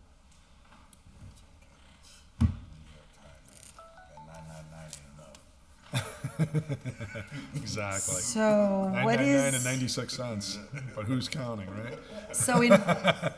So in order to do a joint anything, we would need 3 members present. I don't know what the planning board would need, and, well, we have to be at the budget hearing, so we can't coordinate on their next scheduled It's night. It would be August then, sometime. So when is the planning board meeting in August? Dates would be August 8 and 22. Oh, maybe that second one then. August 22nd? Yeah. All right. We do that for, yeah, we could do our ordinance meeting then, right? Okay, yeah, that works. Yeah, okay. Well, I make a motion, we continue to August 22nd At 6:30. at Can I- 6:30. Can I ask a clarification here? Are you hoping just to look at one more version of the draft, or do you want us to change what we've discussed and then get legal to look at it? What are we expecting to have in August? So my request to legal, and I'm not sure if it's Attorney Degnan or Attorney Bissonette who is working on this particular project, is that they would incorporate the changes that we asked for in the public hearing tonight into the draft, and that you would submit to them any proposed language that you want to add to strengthen the maintenance and decommissioning language, so that at our next public hearing, we could receive the draft. And if we feel and find that it is complete, it is within the realm of possibility that we could close the public hearing and move the language forward.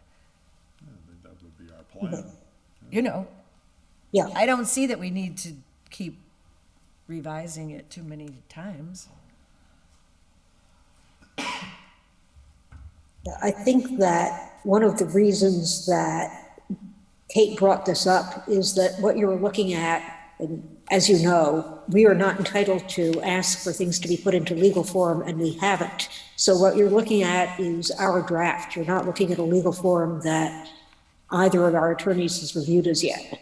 Right, and so tonight what I'm doing is asking them to give us legal form based on this draft, but including the changes that we've asked for based on the Yeah. public hearing. But what we don't have the benefit of is the changes that you're considering to do for maintenance and decommissioning. And I don't know if they're large changes or small changes that you are thinking about in that regard. But at this point, I'm asking legal to come back to us with a legal draft in the context of this public hearing. The committee is, right, committee? Yes, that's what we're asking, Yes. yes. We would So like we will to, have a proper legal form think the goal would be to, wrap this up on the 22nd of August and move Mhm. forward. Yeah. Well, this will be the first legal draft from, is it Attorney Degnan or Attorney Bissonette? Who is on this project?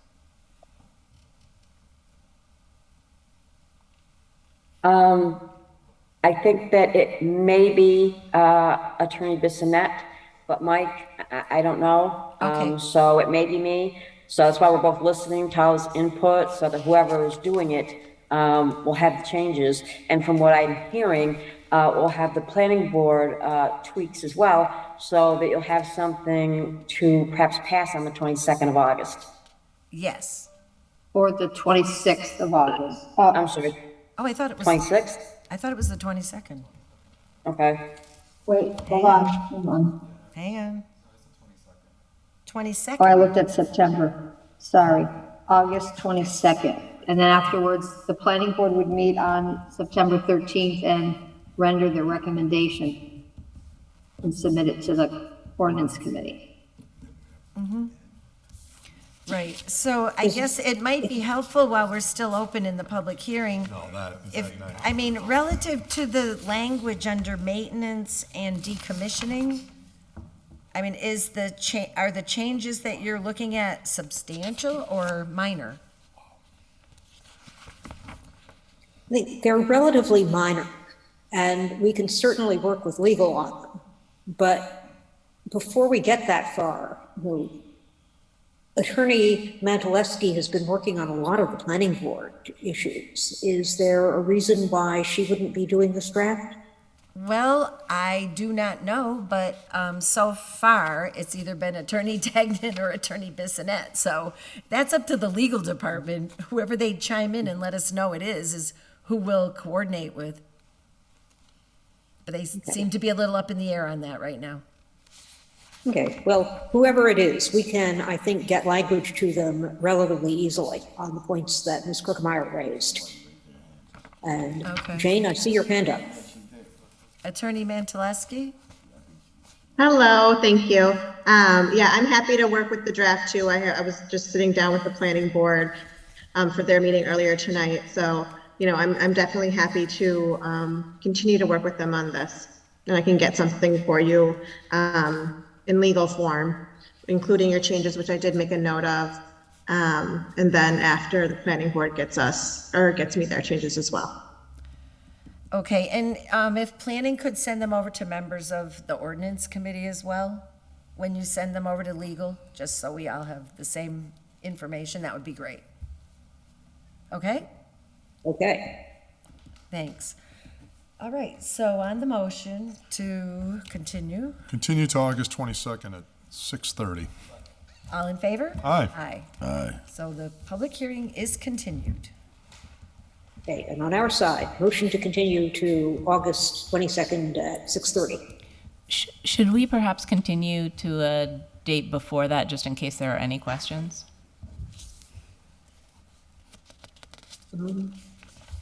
I think that would be smart.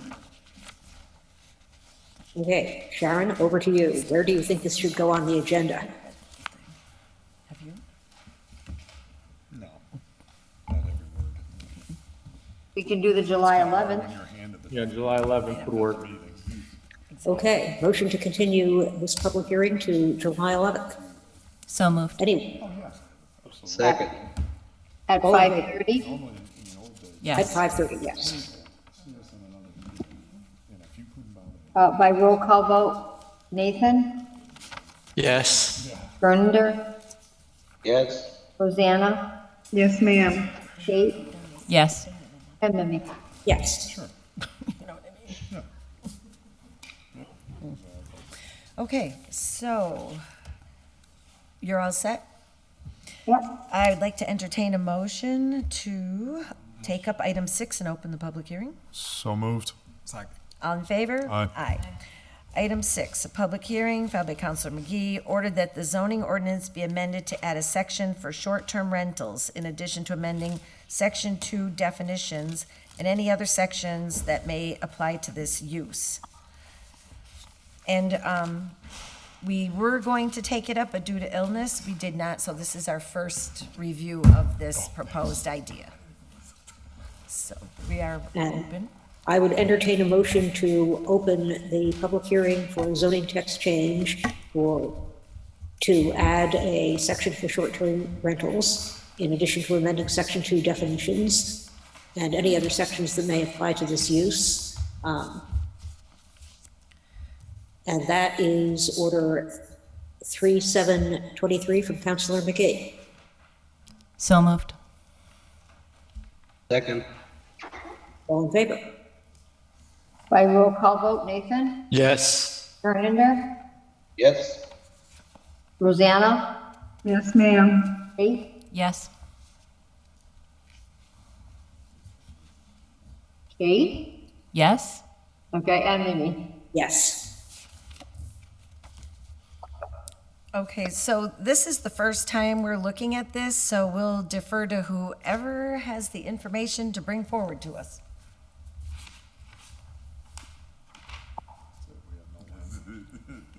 It's just a concept in the Yeah. air at this point. I don't have any background information. I think that when we were coming to you last month and got derailed, Aaron Vega was going to present this. Okay. So the notes that I have, and perhaps Jeff might want to expand on them, is that there was lots of research done on this a few years ago, but that it has been brought up again recently. And the quote that I have is the building department saying it is almost out of control.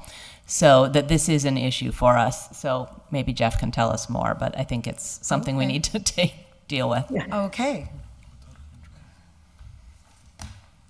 Well, honestly, I really don't have that much to offer other than what Kate said, because at this point, I thought it was more of an information gathering type of meeting, because I know that the building department has said that they, as Kate said, out of control.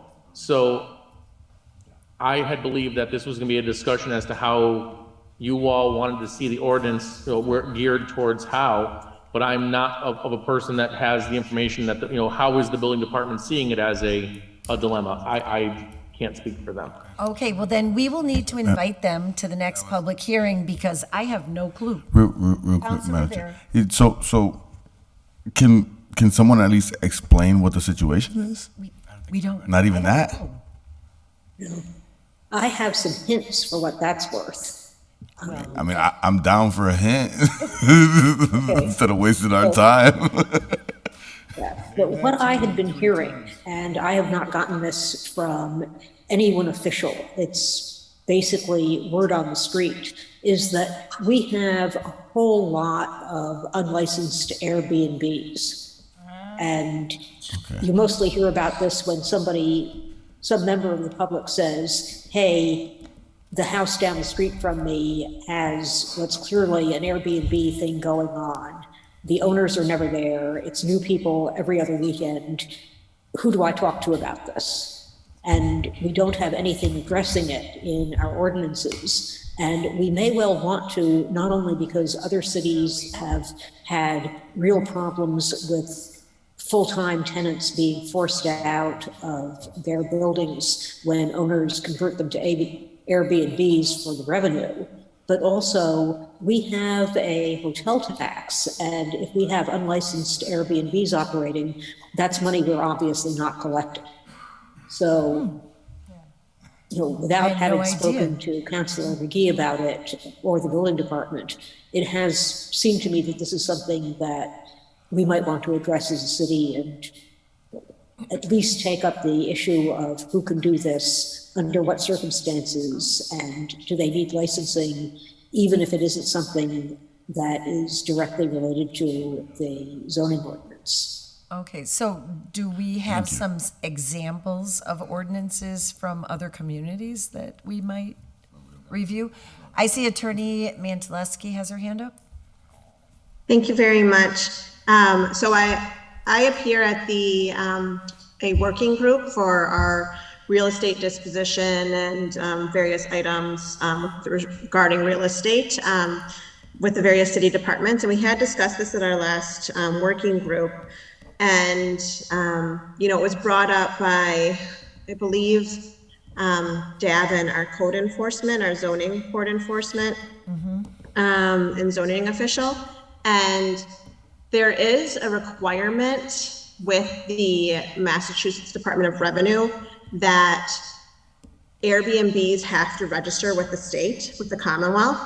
But it's really for the taxes through Mass Tax Connect. And Airbnb as a company does require that they provide some sort of proof of this registration with the state. But as a part of that registration, they do continue to leave open the regulation through local zoning ordinances and bylaws, additional regulations that would with respect to registration with the city or town and other requirements that may be put into place. So I think that we're having kind of a situation where these people are doing these short-term rentals, and even if they're not utilizing Airbnb as a company, they may be utilizing something else for these short-term rentals.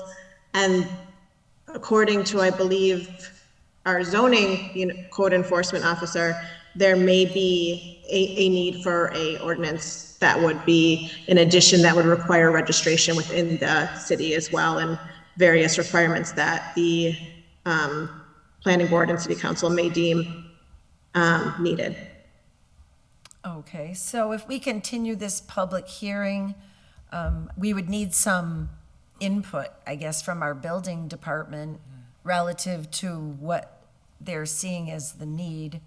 And maybe there are some samples, and maybe we could ask our administrative assistant to find some, or maybe somebody in planning has some other sample ordinances of communities that maybe are more advanced with the short-term rentals that we could have before the next public hearing. The thing that's a little hard in the public hearings is if we get a big document like what we're looking at with the battery storage tonight, it's hard to deal with it in the public hearing. If we have it ahead of time, we can look at the things and have better questions. So if that is possible, I would suggest that we put those requests out to whoever can provide us with the information, and then I'd suggest we continue this, I guess, to the August date that we've already established on the 22nd. I see if that's- Mr. Chung would like Mr. to be Chung? heard. Thank you, Madam Chair. As a reference, so the city of Northampton already has some regulations against it for short-term rentals. They specify zoning district where you can use it, and they have an annual registration process with the city. It always expires on December 31st, so you have to annually register. Anecdotally, what I've seen, there are both pretty serious formal investment in these types of things. I know we call them under the radar, but from some of the investors' perspective, for them, it's a pretty serious endeavor, where they may be investing a lot of money to have these short-term rentals. And it doesn't have to be Airbnb, and we need to be careful not to write down any language that only mentions Airbnb. Right. There are It's kinda competitors like Verbo. And the other thing is, in some cases, I know some wealthy individuals who own a very large home or multiple homes, where for extra income, they converted some part of their homes into Airbnb or other short-term rentals. And it is a pretty significant source of income for them. So that's sort of where the conflict may occur. But of course, the dilemma is, that in turn reduces the availability of rental housing. So it is a legitimate issue. It's been happening at a very wide regional scale, and I think it's great to address this. But as a reference, there are existing examples in Northampton and how it's trying to deal with it. Thank you. Oh, good. Thank you. And I think it also sort of falls in with the whole development that we did with the ADUs, though, in that people are using their primary residence in many cases and using a portion of it to have some income to be able to afford it. So I think there's a couple of variations on this theme. So, it'll be maybe a little more complex than it looks on face. Counselor Givner? Thank you, Madam Chair. I guess I just wonder whether or not it's legal. Well, it sounds like it's like half legal, but sort of not legal. It's in a funny space. But the ADUs, the intention of those was to actually create more affordable housing, not short-term rentals for the homeowner to profit from. So I think this is it's kind of delicate because as property values go up, as pricing goes up, et cetera, people are looking for different ways to make money. And so the entrepreneur side of me says, well, why not be able to have a short-term rental if there's people coming into town who would want that? And I'm sure that this order was filed with that in mind. You know, people have in-law apartments with no in-laws living in them, or, you know, an extra house like was just mentioned. So I don't know how we really regulate something like this. I think we'll have to think long and hard about it and figure out the right wording if our intention is really to keep short-term rentals out of our community or add them. Because you can't say, well, it's okay in this neighborhood, but not in that neighborhood. We can't break up the city. Right. But we're definitely facing a time where rental prices are going up. There's limited housing. And so as we talk about adding ADUs to create more housing that's affordable, we're also looking at ordinance language that says that the owner doesn't have to rent it as affordable housing. They can just rent it as short-term, which is going to be a lot more lucrative. So how do we balance that and figure it out? Well, Thanks. thank you. And I would just throw this in. One way to look at it is that if you're going to do short-term rentals, you have to reside there. You can't just be. Right. But I'm saying many of these rentals are just an empty house, and there could be anywhere from 5 to 10 people in the house. But if the person is living there, I mean, to me, the people that will have the ADU are going to recognize revenue from it to help them afford their primary residence. To me, I see the Airbnb or the short-term rental, if the person is living in their home, the same way. But if it's an empty home and they're scooping in $1,000 a month from 10 people, well, you know, that's different. But then, Madam Chair, how do you regulate that? Well, that will be our big challenge. That'll be the. Because I think that's valid. You know, That will be the say challenge. If I live here, and we have a lot of people on fixed incomes who Mm-hmm. probably Yeah. would be happy to move into their own in-law apartment and rent out their house, Or vice versa. Yeah. But that's one group of people. But how do we keep the property owner who owns 10, 20 unit buildings in Holyoke from using half of it as, you know, short-term professional housing or Airbnb units? Like, how do we keep up with that? Well, there might be questions about how many rental Then it becomes a agreements you're hotel. allowed to have in a certain period of time.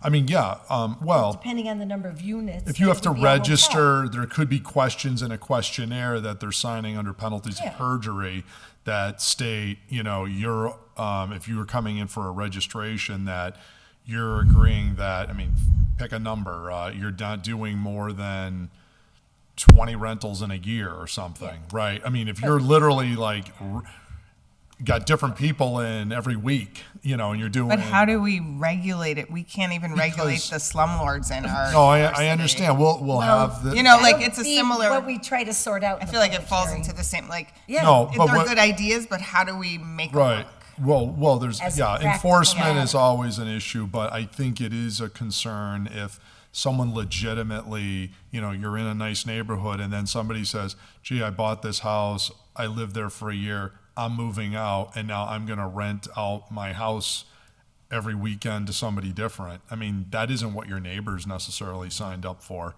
either. I mean, and that gets into, are we changing the character of neighborhoods and you know, and how does that have impact on everybody else? So we got to think about, again, Yeah, I agree. It's you know, we have laws on everything and, you know, on all types of things, and people, you know, bank robbery is illegal, but for some reason people still rob banks. I don't know why, but they choose to do that.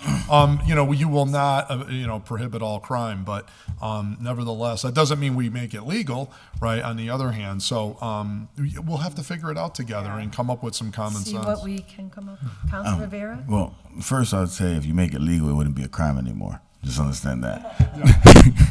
Then you get more of it, though. Then you get Well, I don't know if it's a crime. But I guess the thing for me, and again, I don't want to belabor the point because we can't actually talk about anything right now because there's nothing in front of us. Exactly. But exactly. So we've been going on. All hypothetical. All hypothetical. I think the most important piece out of this whole thing for me is Kevin kind of touched on it, is like the integrity of the community that these places are going to be in, right? Like, you're going to lose the integrity of a community if you start getting like 6 or 7 different Airbnbs within that community. If Ward 7 all of a sudden has 10 Airbnbs, if Ward 1 has like 12 Airbnbs, the whole face of the community is going to look totally differently. It's not going to be the same. So when we do this, it's going to be a more complex issue, and we'd have to actually take that into account. At least for me, at least. Yeah. No, But there's a couple people with their hands raised. Totally agree. Yeah. Mr. Chung? Thank you, Madam Chair. I just want to mention that if you look at this really strictly, similar to how Uber, you can view that as an illegal, unregistered cab operation. I mean, you know, Airbnb, if you look at it very strictly, you can kind of look at it as an unregistered, illegal hotel operation of sorts. And I mean, you know, there are zoning regulations, other regulations regarding hotels in the city. Right. So, I mean, one thing to think about is the Airbnb model. It's not only a sort of a competition to short, long-term renters. It's also a competition for existing motel, hotel, and inn operators, because it's providing an alternative to them that's less regulated and likely much cheaper to implement and operate. So something to consider. That's right. Thank you. Okay, Chair Panich, I didn't see your hand before. Sorry. Oh, no problem. Mostly I was going to point out that Nathan's hand had been raised, but Okay. just to follow up on what he had to say is, I think one way of looking at this is that it is a business use, and it's a business use that in some ways verges on residential uses, but it is more like a hotel and more like a regular B&B than it is like a traditional residential use where you expect that somebody is moving in and staying. And that is one approach to regulating. But otherwise, I think you're 100% right. We need to go away and do our research and then reconvene when we know how other people have handled it. And with any luck, have some idea of the actual scope of the problem in the city. So do folks think we should go out past August, given the nature of the summer and timing of things? Do you think we should, oops, that's yours. Do you think we should go into September? I'm calling for August just because I think we August, need okay. the building, I think the next meeting, at the very least, we need the building department here and, yeah, those departments that are calling for this so that we can have more of an idea. And then if we, Okay. at that point, we decide we need more time, then I think that will work. I think. All right, so I'll entertain a motion to continue to August 22nd at 6:30 then? Second. Okay, all in favor? Aye. Okay, so our public hearing is continued to August 22nd at 6:30. Can I, And Mimi, can I suggest again that we maybe have an interim meeting on this to make sure that we're gathering the appropriate resources about sample regulations and such? that is the will of the board. I'm more than happy to do it. And same date as we picked for the previous interim meeting? Yeah, I would say July 11th at 5:30. Okay. Want to make a motion? I move that we continue the planning board public hearing until July 11th at 5:30. I'll second that. Thank you. All in favor? Nathan, Yes. Brenda, Yes. Rosanna, Yes, ma'am. Kate, Yes. and Mimi. Yes. Okay, are you all set? All right, so I'll entertain a motion to take up item 7 and open the public hearing. So moved. Second. All in favor? Aye. Item 7 is a public hearing filed by Councilor McGee, ordered that the zoning ordinance section 6.4.2 exemptions be amended to add a letter. K, banners or signs associated with a civic or municipal program may be allowed in all districts. Community or commercial sponsorship may be displayed on said banner or sign, provided that the banner or sign itself not be greater than 6 square feet. These installations must be approved by the city and by the Department of Public Works as applicable. I only had a brief conversation with Aaron about this. Oh, and Aaron is here, so Aaron? Okay. So before we get into this, Madam Chair, if I can just get a motion to right. reopen the planning board hearing on this issue? So moved. Second. All in favor? Nathan, Yes. Linda, Yes. Rosanna, Yes, ma'am. Kate, Yes. Emmy. Yes. Thank you and sorry. Sorry about that. All good. Well, thank you, Madam Chairs. How fun is that to say, Madam Chair? Perfect. Great to be here tonight. Thanks to all the members. So yeah, thanks for filing this to the councilors. Basically, pretty straightforward. Just want to be in line with the sign ordinances, but also allow for banners in downtown that sort of promote civic pride, identify neighborhoods or areas of interest. You see these all across other towns. We're already working with the chamber to have some Explore Holyoke banner signs that go up, so to direct people to the website to know about restaurants and retail and events going on in the city.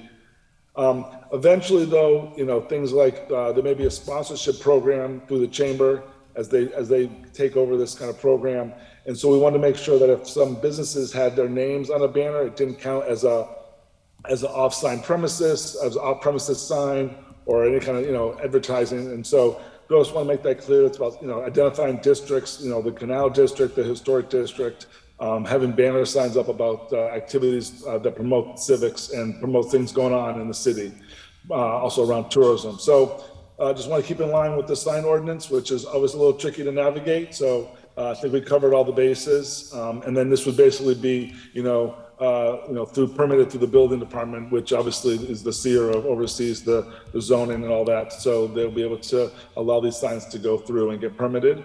So just want to thank Jeff and my staff for helping work on this together. And that's what's before you tonight. Thank you, Aaron. So just a clarifying question. So when you say may be allowed in all districts, you mean the downtown business districts? I believe that there's also, I think that we would, want to have the ability maybe to have a sign or two up and say, if there was the sign up at the Beach Street and Northampton Street entrances to the city, key corridors like that. Obviously, we're not going to be putting them in residential areas on electric poles. So it'd be more like key entryways. I also want to say that to that point, we are hopefully getting a grant approval this week, the mass gaming mitigation grant. And the one part of it is the planning aspect of the grant, and it's for wayfinding. So we were going to be working on a study of where should signs be without the city to direct people to where districts points of interest are, or parking. And so making sure that we kind of do a little sign evaluation to see which signs on the streets can be combined, which signs need to be kept in place. Because there does seem to be a lot of signs in certain areas, so we don't want to add more to that. So we would want to like it to be available to be allowed in certain districts throughout the city, because there may be entryways, up by the mall, maybe off of the routes off the highway into the city. So business districts, would that be a better description? Probably, but I'm going to defer to Jeff and to the planners and to the planning board on that, and to you as well. So. Yeah, to confirm those. Okay.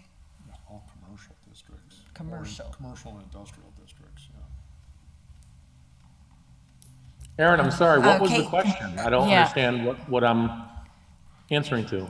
That could, instead of saying all districts, could we make it to say all commercial and industrial? Oh, certainly. I mean, right, it would be your draft venture. Yeah, okay. Can I ask a question relative to that? My understanding was that there might be times when these kind of banners, for instance, advertised that a lot had been cleaned. And that it was part of a city program to clean lots, and it might be sponsored by some business, sort of like the way we sponsor Adopt an Island. And so there if I'm understanding that correctly, there might be really good reasons to have it be in actually all districts. So what you mean is all zones? Yes.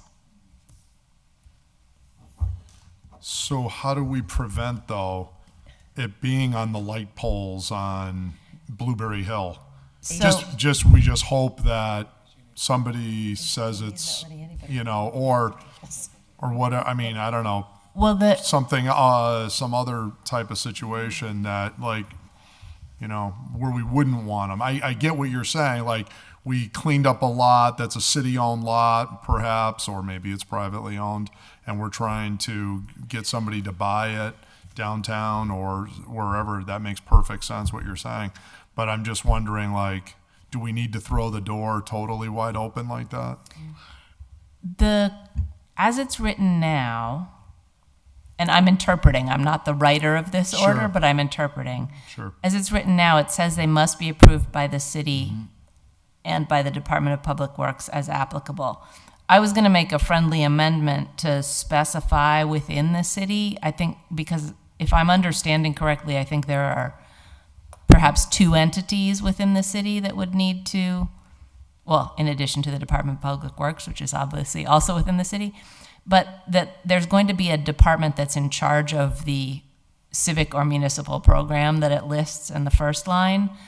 And it sounds like right now a lot of that is economic development, but that might not always be the case. There might be other times when a different department was sponsoring it. So I guess it should be that department in charge of the program, but also the building department, because they will need to approve it as a sign. So I think there needs to, if I'm understanding correctly, there need to be 3 different approvals. The department, the relevant department, the building department, and the Department of Public Works, which, again, if I understand correctly, would be if the sign was like overhanging a public way, then it becomes something that the DPW has to approve. So the thing that struck me and I didn't do a thorough reading of the ordinance, but I did a quick overview. Once we start getting into A, B, C, D, E, F, G, H, I, J, K, we're up to 11 exemptions. It seems to me then it's time to look at the ordinance, because we have a rule and then we make everything exempt from the rules. So, to me, that is just kind of messy. But Councilor Rivera had his hand up first. So for me, I hear not wanting to put them in places where they shouldn't really be. But for me, it's not just certain events or certain times that the city are putting out throughout their different districts. So let's say Parks and Rec is hosting an event at Glotech Park, right? And you want to market that event at Glotech Park. These signs would allow for the marketing within that community around Glotech Park for them to be able to do that. So the thing for me is like and hopefully, right, you would think that whoever's putting the signs up are going to use the best judgment to putting the signs up in places where we're not putting them where we don't want them.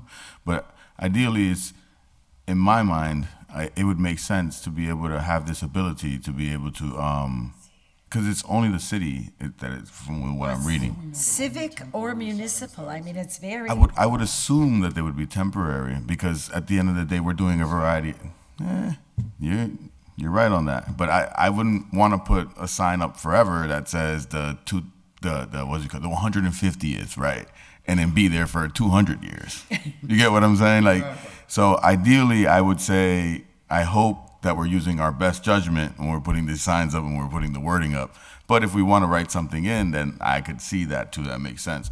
But for me, like just saying certain districts and certain zones would exclude other districts and zones when they do have these type of events. Or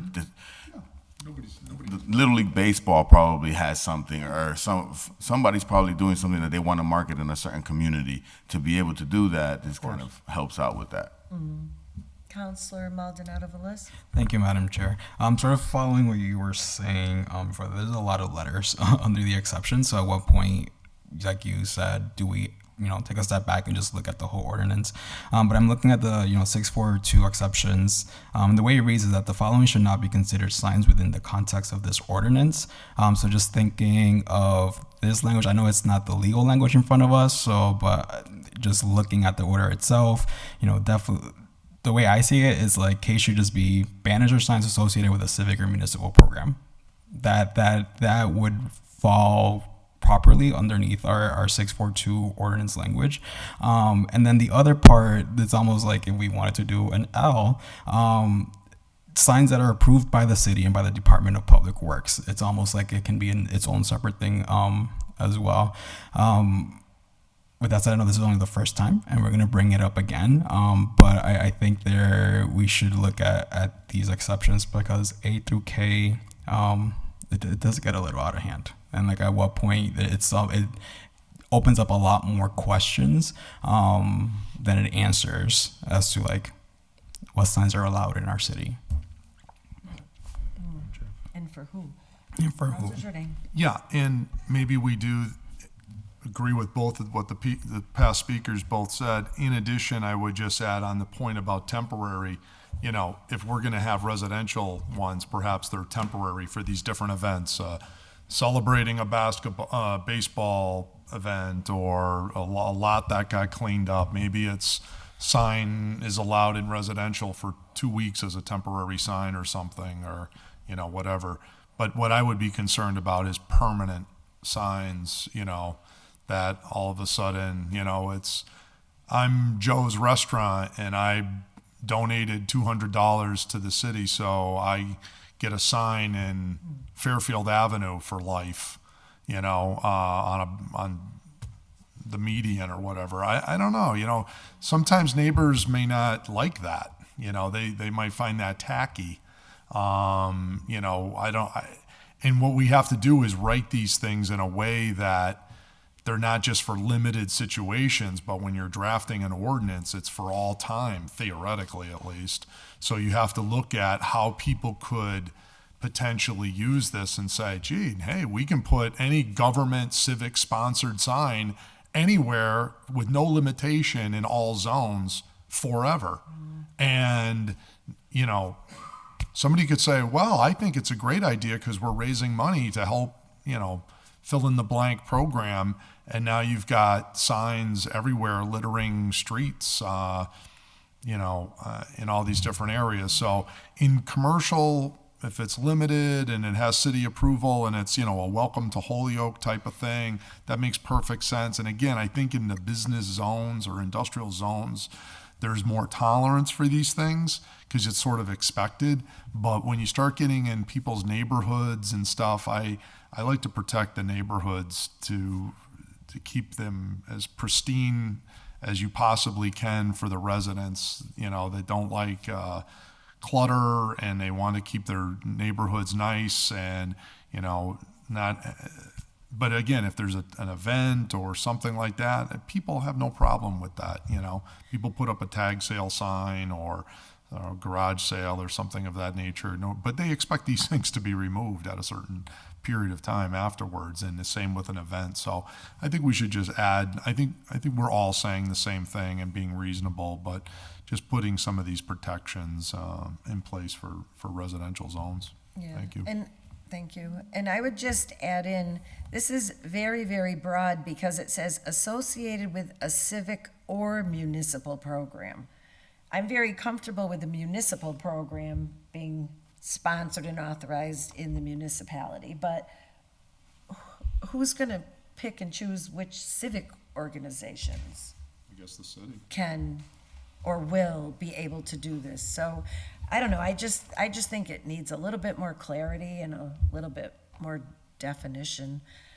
But in We've got general, a couple of hands raised. but in general, I think we could hear some more information at the next public hearing and move on from there. Chair Panich? I have two people in queue ahead of me. Nathan. Oh, well, you can and recognize Aaron. them. You're the chair, so you can. Yes. Yeah. Well, I have a point of my own when they're done, but Nathan, I think you had your hand up first. Yes, yeah, it's in order. Thank you, Chair Panitz. I mean, yeah, I have the ambiguity right now. One of the thing is, I mean, it says civic or municipal. So what is exactly civic? Can it be a nonprofit, for profit? It's a little ambiguous. That needs to be clarified. The other part is, the way 6.4.2 exemption section is already written in the current version of the zoning ordinance, it seems like it allows for a lot of exemptions. Like for one example, I'll just read section H, textile or fabric banners that do not advertise a business or product. So it's something I'm kind of wondering is if you're adding another item, the Kate item, I mean, is it kind of redundant? And yes, as as Chair Bacon and other city council have pointed out, I mean, adding more items to already a long list can be counterproductive, and that can just create a lot of loopholes or logical inconsistencies. So I think maybe it might be appropriate to review the written ordinance as it is, because I get this feeling just looking at it quickly, it's gonna already allow what this ordinance is trying to intend to achieve. So thank you. Okay. And I think, Aaron, you've been waiting, but if I can just hop in here, I think that I can help a little bit with some of this. And just as background for everybody, I think everybody who has looked at this agrees that the sign ordinance should be completely rewritten. But the reason that this has not been done has to do with a case before the Supreme Court some years ago called Reed and Gilbert. And it is a case about a temporary sign ordinance in Arizona, which the court struck down as unconstitutional because is the devil here. The reasoning is difficult to follow. There were many, many different opinions concurring in the results. They include one justice saying, basically, this doesn't really regulate the things like wayfinding signs or temporary signs. The dissent saying, no, read your own language, it totally regulates those things. Basically, nobody knows what Reed and Gilbert actually means. But if we regulate according to content, it is very tricky and we are at risk of having the whole thing declared unconstitutional. So there are exemptions where we say we don't think of these as signs because it is one way of getting out of these are signs and we have to make sure they conform to Supreme Court precedent. It's a complex workaround. Nobody thinks it's a good idea, but attempting to make the entire sign ordinance conform with the precedents we have. And the court did go back and send down another sign case within the last couple of years. It did not overrule Reed and Gilbert. It loosened it up a little bit. It made it somewhat easier, but it would be a long, difficult process to rewrite our sign ordinance. And in the end, we would still not be sure that it really conformed to what is required of us. So just as background, this is why we're doing it this way in part, because as far as we can tell, there is no good, clean answer. And with that, I will turn it over to Mr. Vega. Thank you, Madam Chair. And just real quickly, I won't reiterate. So yes, sometimes it's not just exemptions. We kind of look at it as guidelines, I think. So that's like, we're going to allow these things we're getting asked to, allow banners of again, districts, explore Holyoke type banners and tourism. Just for context to what Planning Board Member Kruckemeyer was talking about, what Kate was talking about, is Appreciate Holyoke program that we're working on with the Board of Health. We're working with the Mayor's Office, possibly utilizing some ARPA funds to support the adoption of vacant lots. So kind of expanding that idea of an island program into vacant lots in areas of the city that businesses are taking care of. So just having that recognition out there and sort of promoting it for other businesses to take that on. And totally agree, taking out civics is fine. It's the beauty of the draft, so everyone can take a look at it, and then we'll probably hand it off to our law department and work on something better. So it's just great to take this up. I appreciate it. Look forward to the next meeting and working this out with all of you. Okay, thank you. And just a point of clarification, it seems like you see them as temporary, right? That's another way you could do this. You definitely could put a 6 month, 6 month limit on these. That's another way to do it. Obviously, something like a banner sign that says, there's some on Race Street, that imply, the district has like a dining sign, a music sign. They're kind of general. So, those kind of signs that just sort of identify an area or a district. Again, you could say even if they end up have to be renewed every 6 months, but something like the Appreciate Hoya, where an empty lot was being taken care of by a business partner or a nonprofit partner, then those would be temporary. Yeah, you wouldn't probably want them up in the winter, obviously, take care of the property. So, those definitely putting a delay on them, but also give more control over the city as they see these as they go up. So whether they're event specific or designated lot specific, like the Appreciate Hoya program. So that's another way I think the council could recommend giving more restrictions, just to put a 6-month on these signs. And with the renewal option. With the renewal option, yeah. Or limited by the event. Yeah. All right. Okay, well, this is a great start, and I mean, that's all we thought we would get to tonight, right? And I'm not seeing any other hands. Do folks want to continue this to August also? All right. Thank you. And do we feel ready to ask legal to put some language together, or do you want to wait till after the next hearing to get some revision I'll to defer to Jane from the law department. We work with her, daily, if not, hourly sometimes it feels. So, sort of what her schedule is. So defer to the law department if they feel they can, if they were able to sort of take the notes. We can follow up with notes, obviously, and sort of work on the comments here. So I defer. So we would, I need to see if the committee feels ready to request legal to put legal form back to us. Do you feel like we've Yes. talked enough about temporary, takeout civic, talk about the zones and the time limits that we could ask Attorney Monteleschi to give us a draft Madam- legal for August 22nd? I would motion to yes. Okay. To get legal language, and if we don't like it, then we can tell them to edit it. amend it. Yeah. Exactly. Second, All right, so I have a motion to request Attorney Monteleschi to give us legal draft for the next public hearing, and then I'd like to entertain a motion to continue the public hearing second, to a time, date and time. August 22nd at 6:30. Okay. Excuse me, Madam Chair. Yes? Want to raise a concern? Do we need to allow for public comments? Yes. Good point. Is there any member from the public here who wishes to speak or raise their hand to weigh in on the banners? There are no hands up. I've been monitoring. Thank you very much, but thank you for the reminder. That's important to remember.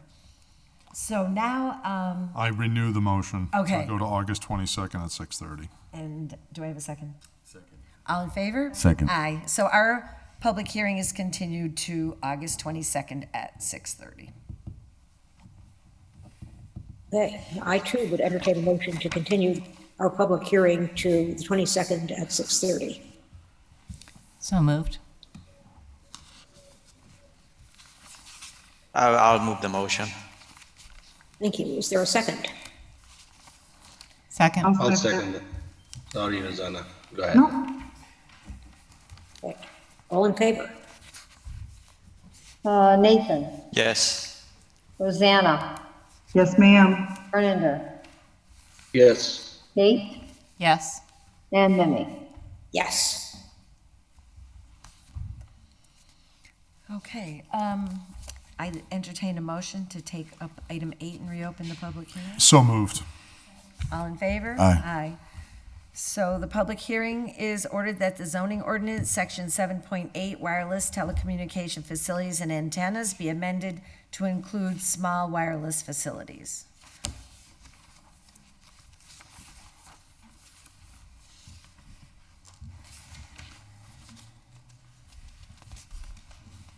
I'm not jumping the gun this time. Mimi, would you like a motion to reopen our I would hearing? like a motion. I move that we reopen our public hearing on small wireless facilities. I'll second that. All in favor?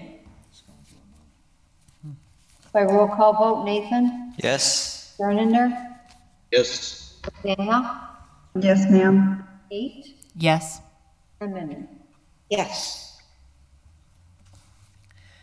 Okay, so we had one public hearing on this. we've had some concerns about health-related issues related to the higher 5G units. And it was, I believe, the intent on both committees to have a representative from our Board of Health to be with us to help give us some information. Today, we received some information from Sean Gonsalves, which I have not had a chance to even read. So I don't know if anyone else has. Huh? Madam Chair, I read through it and I just highlighted it, and I think I could, in 3 minutes, give you the important part. All right, well, that would be helpful. Yes, please, go for it. So it's from the Legal Handbook for Massachusetts Boards of Health, so this is their considered opinion. I'm just going to read a few sections. So they have, in their latest edition, I think 4 pages on cell tower radiation exposure. The issue of cell tower safety is one which is of uncertain scientific proof, conflicting studies, epidemiologic uncertainty, and resulting considerable uncertainty. To confound matters, the FCC has preempted local government action, where a local board or commission cannot deny a permit-based application based upon real or perceived risk. In order to effectively block the placement of a cell tower, the municipality must find other grounds than health risk and radiation exposure. The majority of studies in the U.S. upon which the FCC bases its presumption of safety of cell towers have concluded that the actual risk needs further study. However, when you go down, it says the world literature is more comprehensive, and they cite a number of studies which show anywhere from 3.29 times greater risk of cancer in patients who lived close to a cell phone tower, up to 121 times higher. So all the European studies show a risk. It has long been acknowledged that it was Congress's intent that the FCC exclusively regulate technical matters of radio broadcasting technology. The statute states, so this is federal statute, states that, quote, no state or local government or instrumentality thereof may regulate the placement, construction, and modification of personal wireless service facilities on the basis of environmental effects of radio frequency emissions, to the extent that such facilities comply with the FCC's regulations concerning such emissions. At the time that they went to press, there was an appellate case pending about this, which Mimi looked up, and it has been sent back for further review. So my interpretation of this, and I think why Sean sent this over, is to say that we are limited in how we can regulate this, but it sounds to me like the Massachusetts Boards of Health think that we do have reason for concern. Mm-hmm. So that puts us in an interesting position. Right. So I think there are ways to regulate it, but citing health concerns is not how we can do it, but yet it is a concern, and it is still cases pending about it. That's my interpretation. Yeah, just as a technical follow-up, the DC Circuit did rule in 2021 that the segments of the preemption ruling that the FCC issued were arbitrary and capricious, and you think? Sent it back to them to justify their opinion or their regulation better than they had. I've only had 24 hours with this, and I have not been able to find any follow-up from the FCC about it. You know, presumably they're not going to completely blow off the DC Circuit, but if there is rulemaking or continued rulemaking in progress, or if they issued any letter or anything saying, here is what justifies our initial regulation, I haven't seen it. And I think if the law department has time to try to chase that down, it would be useful. Because, yeah, on the one hand, the case for federal preemption is clear. There is no ambiguity about if there is a regulation, in effect, we have to follow it. But the status of that regulation is just completely fuzzy at this point. Clear as mud. Can I say further, though, part of the issue here is that currently it seems to me we don't have a local regulation And so the fact that the regulation before us is imperfect, it may be, but if we don't create something, then there's no regulation. So Oh, yeah, no, we're in a suggesting that we shouldn't position. do it, just that it is a complicated legal backdrop that we're working against. So, Counselor Jordan. Yeah, thank you. That's great. Appreciate that background and feedback and research. Very thoughtful. One of the things that I would also like to emphasize that I found somewhat disconcerting was the fact that these wireless antennas are being set up on top of utility poles where people do not traditionally would expect that. And this thing could literally be at the end of your driveway. And, you know, you have no input on this. You know, the lack of transparency, the lack of feedback from the citizens that we're called upon to serve here is disconcerting to me. That who is allowing this? Apparently, presumably, is it the G&E is making these arrangements with various people that are allowing these to go up on these poles. That was one of my takeaways from the last meeting on this. So the question is, maybe the first line is that the G&E established some sort of moratorium as a commission that they're not going to allow these to go on any more of these telephone or light poles or otherwise until we get this figured out. And as a city as to what we can and cannot do. But what I found concerning was the fact it appears that these are just going out and being approved and put up, and nobody has any say about them otherwise. I mean, we have an actual process for regular wireless towers and a process for that, but this, I think, is just something that's come to our attention, and I think that would be a first step. Is the city, we have a regulation. We regulate ourselves. Don't let them put them up until we figure this out. That would be the first obvious step to me. And I think we should start there and begin to walk through what we can and cannot do and what due process that we can afford our citizens and people who would be in the zone of being within the radius of these small towers. I think that's the obvious starting point, in my opinion. Thank you.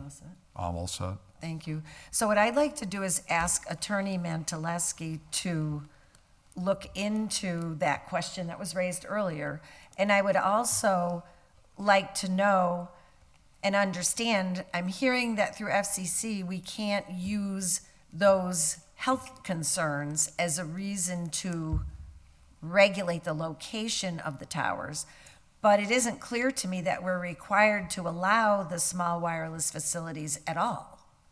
I mean, we can't regulate them, but do we have to have them? But the G&E owns these poles, so they don't have to, at least correct me if I'm wrong, but I'm of the opinion they don't have to allow them on their property, right?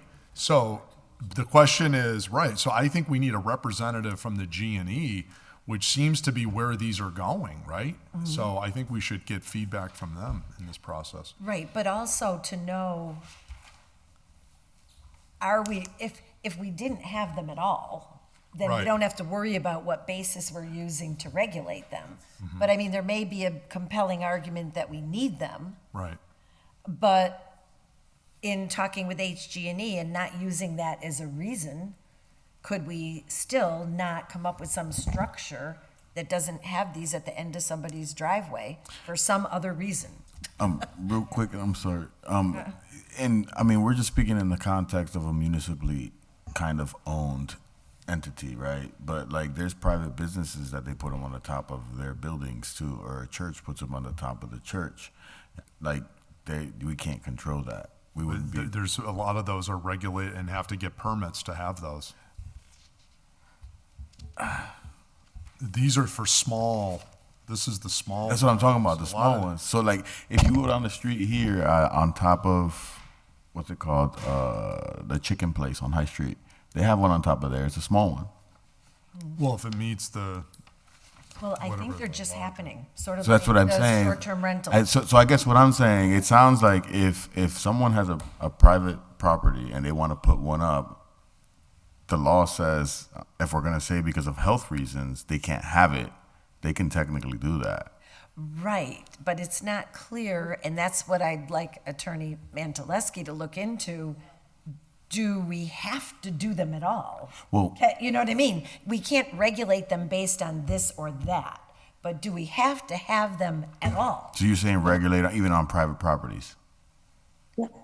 Yeah. Okay. Well, it's just, and I'm just asking it as a question. I'm not saying I want to do it. I just want to understand where our authority or our ability lies. Counselor Givner. Yeah, I think I have the same question, which is basically, I'm a little confused that they're just popping up, because I've had the same self-service and it always kind of works the same regardless of where I am. So I don't really understand this, why they're just popping up, and I'm not really understanding exactly what. Like, I understand what needs to be regulated, but I'm not really understanding why. So I think if we could understand why they're suddenly appearing more than usual, it would help us to regulate them more. Because I'm sure that HG&E gets paid. Like, these companies have to get a permit to put these in, and then they usually pay whoever, wherever they put them, as like a lease or some kind of, they pay to have those things there. So I guess I'm saying the same thing as everybody else, that we need more information. HG&E. well, yeah, we should find out how many do they even have. Right.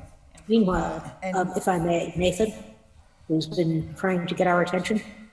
Oh yeah, so related to what was just raised, I'll give you some context. I'm not an engineer. Actually, long time ago, I worked as the entry-level cell phone tester. But to give you the context why these are popping up, from my understanding, a network engineer from Verizon or other companies can offer a better answer. But to give you context from my understanding, these are more local, more frequent as mini units that's popping up on poles. They are in sort of preparation for 5G. So the way 5G works, one of the proposed uses is autonomous vehicles and other types of uses that requires very low latency. Latency refers to the network delay. So the delay you will have when the signal reaches from one area to the other. More traditional cell phone structures where you had a very large centralized tower in like a small, more distant locations, there's obviously a distance delay between the tower and the cell phones.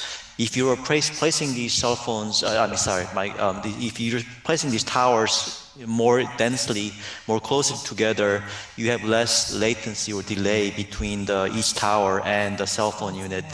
So that's one of the main reasons for having more dense, more frequent towers, and especially for autonomous vehicles, that's very important to have minimal latency. The other reason is if you want to have a faster bandwidth signal, or basically a faster signal, higher frequency signals work better. The trade-off is higher frequency signals have trouble penetrating solid objects more so than lower frequency signals. So with 5G, my understanding is they're using higher frequency signals for much higher speeds, but also because they don't penetrate as well, you gotta place them more frequently and more in the neighborhoods. So that's sort of my understanding of why these are popping up more frequently. And I think they are, again, maybe the companies will be able to offer the rationale, but that's sort of my understanding of the rationale. So related to that, if you cannot regulate these from a health perspective, some factors to consider is if past behavior is a predictor, these more advanced technologies that require more infrastructure and more investment, companies will likely use them as justification for increasing the monthly subscription costs for cell phone users. So costs will likely go up if these become commonplace. And also, they will make previous versions of cell phone technology using 4G redundant. So you will not be able to, at some point, they will make them obsolete, so you will have to have new cell phones that are able to interact with the 5G system. So basically, higher costs that will be incurred to users, and sometimes it's debatable whether the benefits at the higher speed is really that much beneficial if the change is marginal. That's one angle to look at it. I don't know if that's strong enough justification to regulate this. That's a factor. The other factor is if these technologies enable people to use their cell phones in a more intensive way and more distraction, like play games or have virtual reality running on their phones while they're driving, it's another risk factor to increase car crashes. I looked at a federal DOT report just now, and in 2021, they reported 65,000 crashes caused likely due to cell phone uses, and 377 of it was fatal, and it may be an understatement. So, the implication of introducing these super high speed, really localized networks, the implications can be profound. I don't know whether that's enough justification to regulate these more intensely, but these are some angles to think about. Thank you very much. Thank you. Councilor Maldonado-Velez. Thank you, Madam Chair.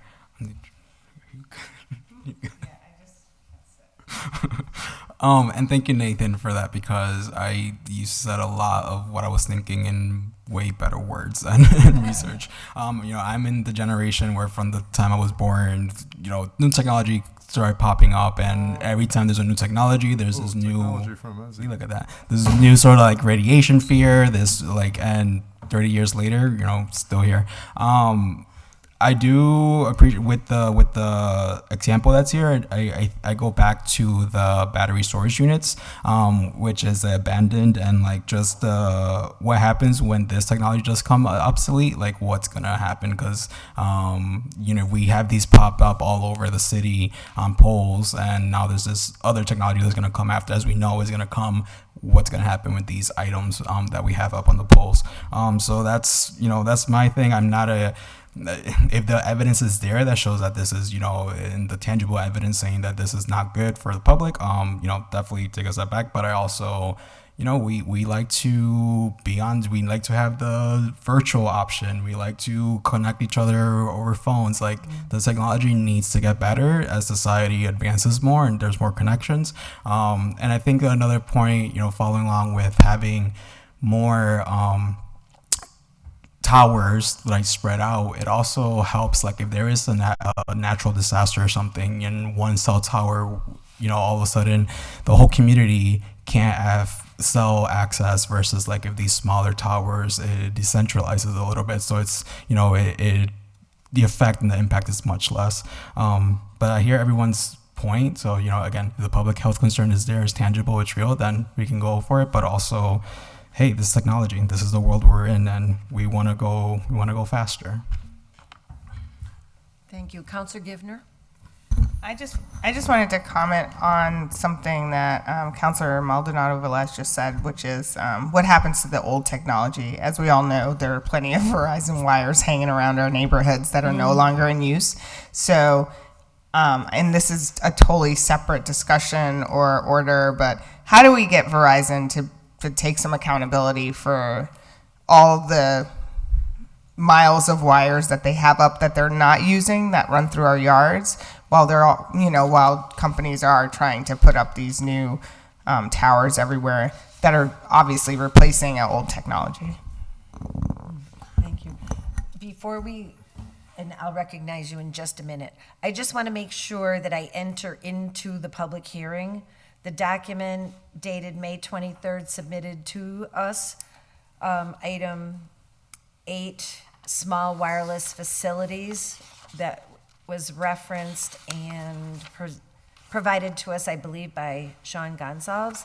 I also want to make sure that we have officially in the record the document provided by Kirsten Beatty at the public hearing April 25th, 2023, which is a Massachusetts Protection from Wireless Infrastructure document with different links and references to inform us in the public hearing. So I just wanted to make sure those were officially in the record. Yep. Counselor Jordan? Yeah, very briefly, I just also was hoping that as we consider what we're gonna do with this, that we have maybe spelled out copies of all what is already regulated, like on these larger facilities and stuff, so then we can see how this fits in context with that.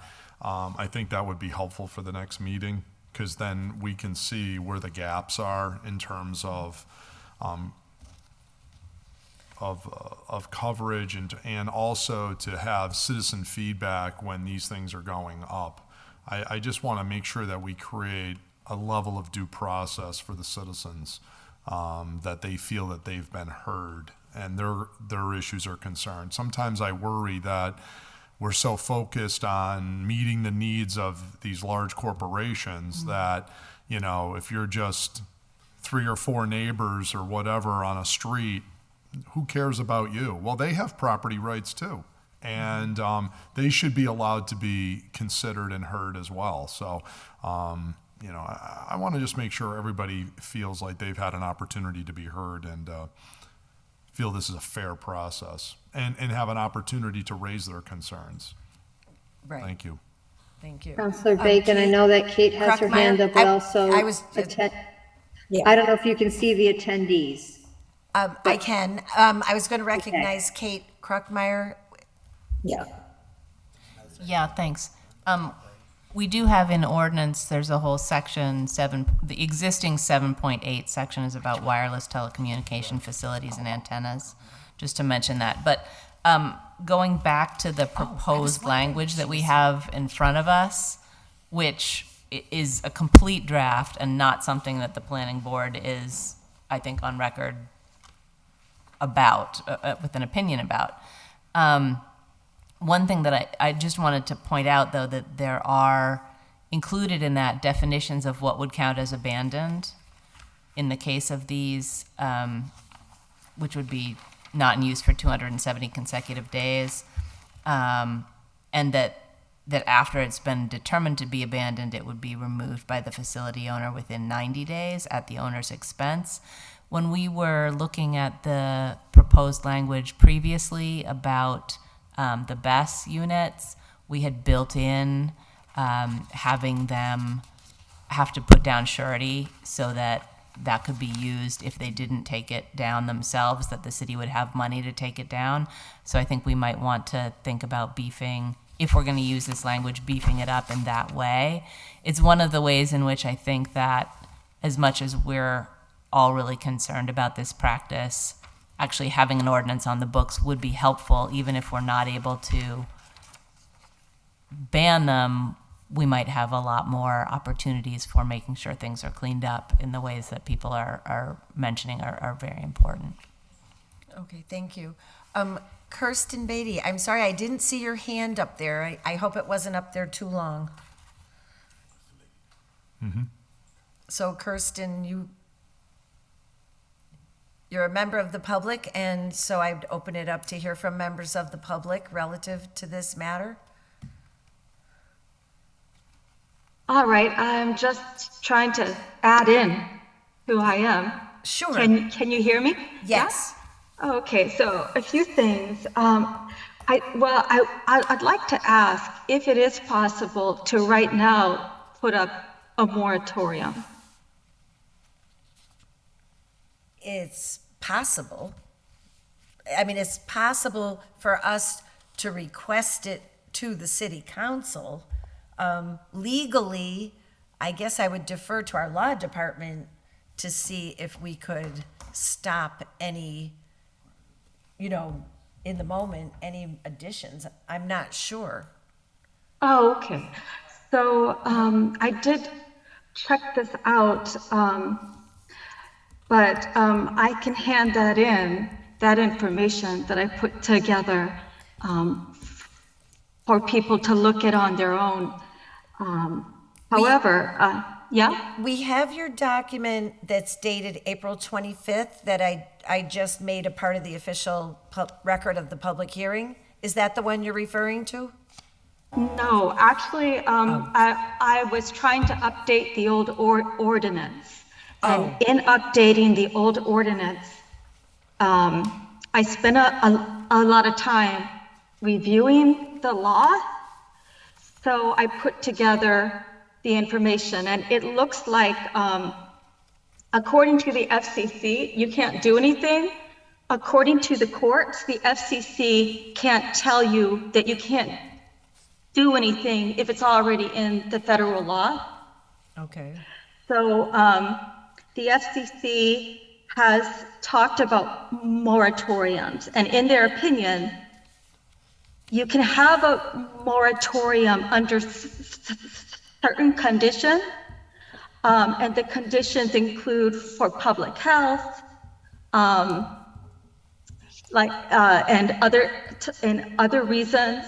So, so I can pass that information on. It's kind of complicated to explain it. That would be great. Yes. Yeah. And the other thing is, it's important to keep in mind that even if the FCC has an opinion on this, other towns have already put up moratoriums. So there are 2 towns in our state that just come to mind that just passed moratoriums. Great Barrington and Sheffield. And the other thing is, because I was under the impression that we were going to talk about the health impacts, I actually spent time putting together information in a PowerPoint on that, and I'd like to have a moment to go through it if it's possible.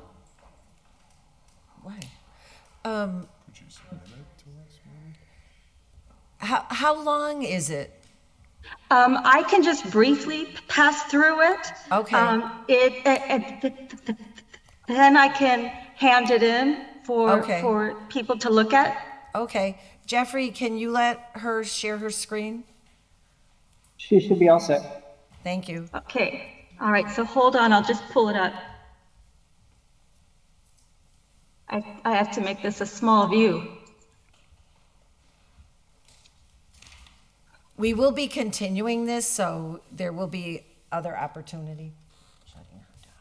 Okay, so I'm just pulling this up. I'll do slideshow. So here's a picture of how they could look. The problems, the health concerns are that they actually require greater power than a regular tower does. We don't see it We yet. can't see your screen yet. Oh, okay, excuse me. Hold on. So I just have to.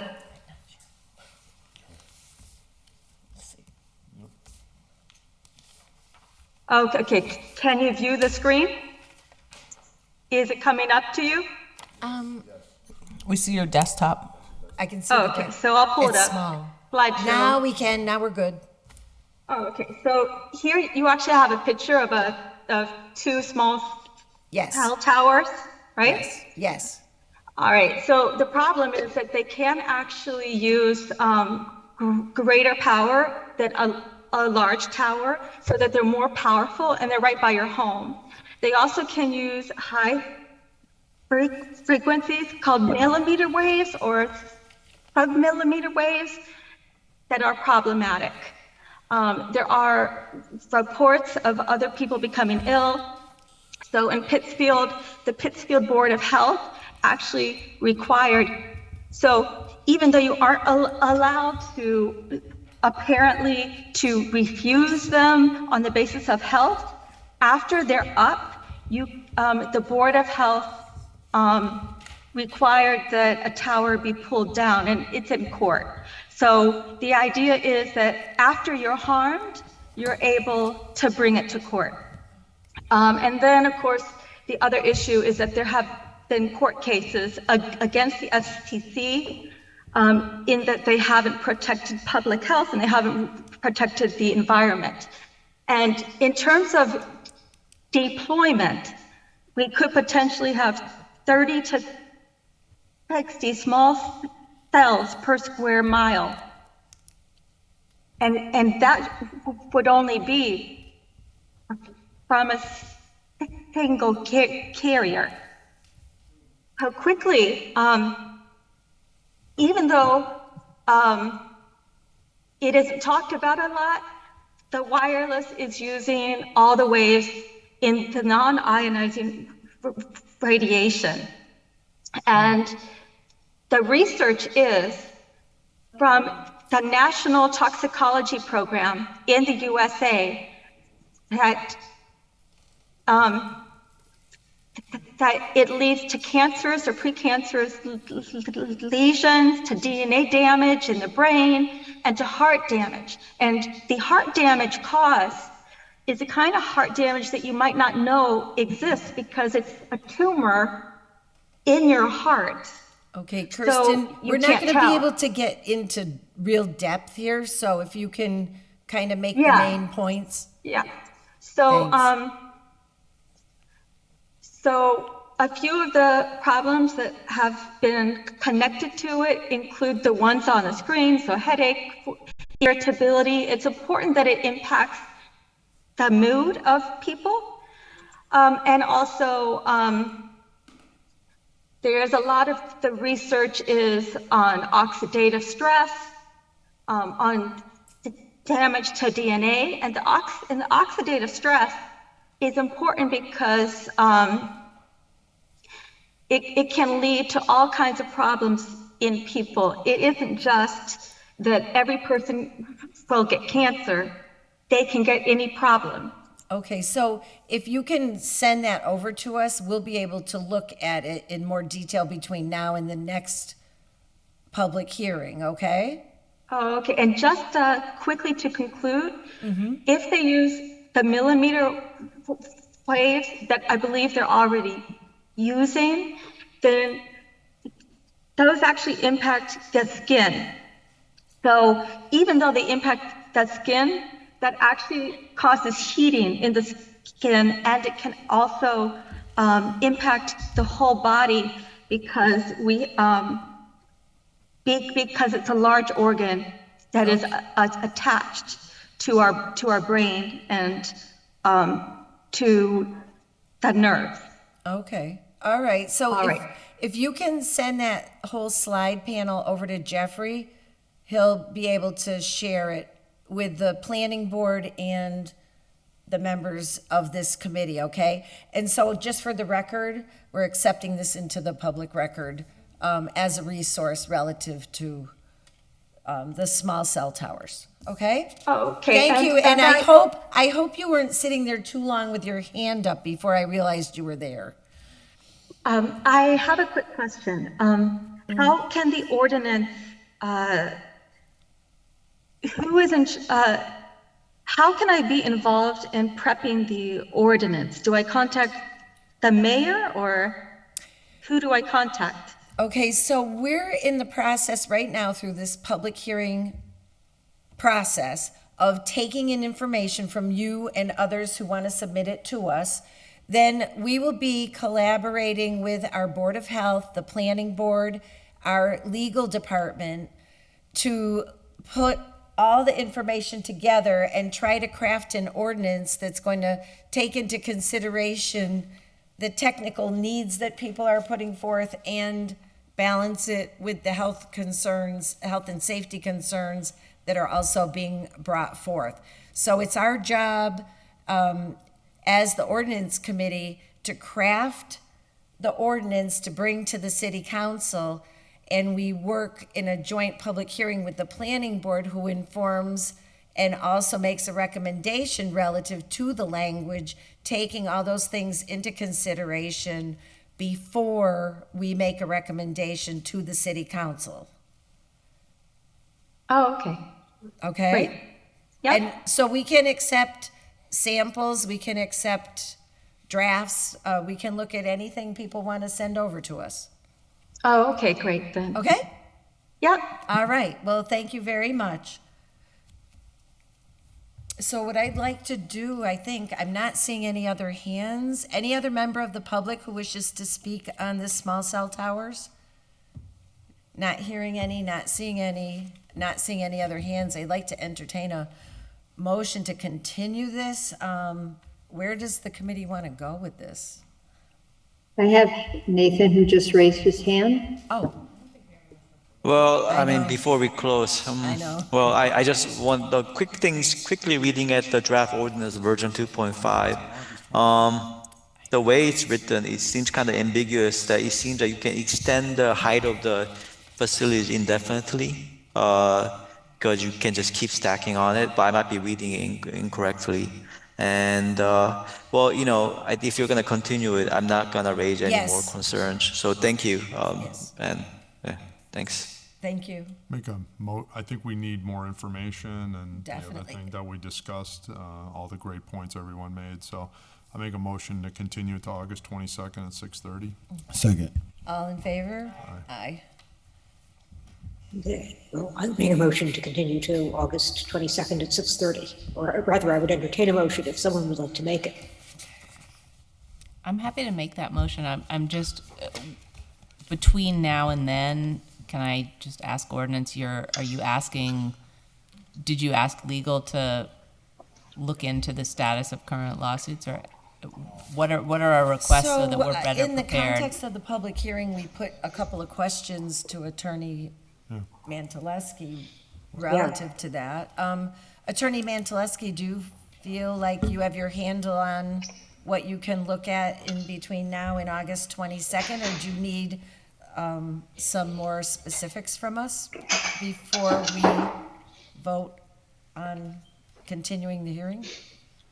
No, yes, I do have information. I think from my notes, I can see that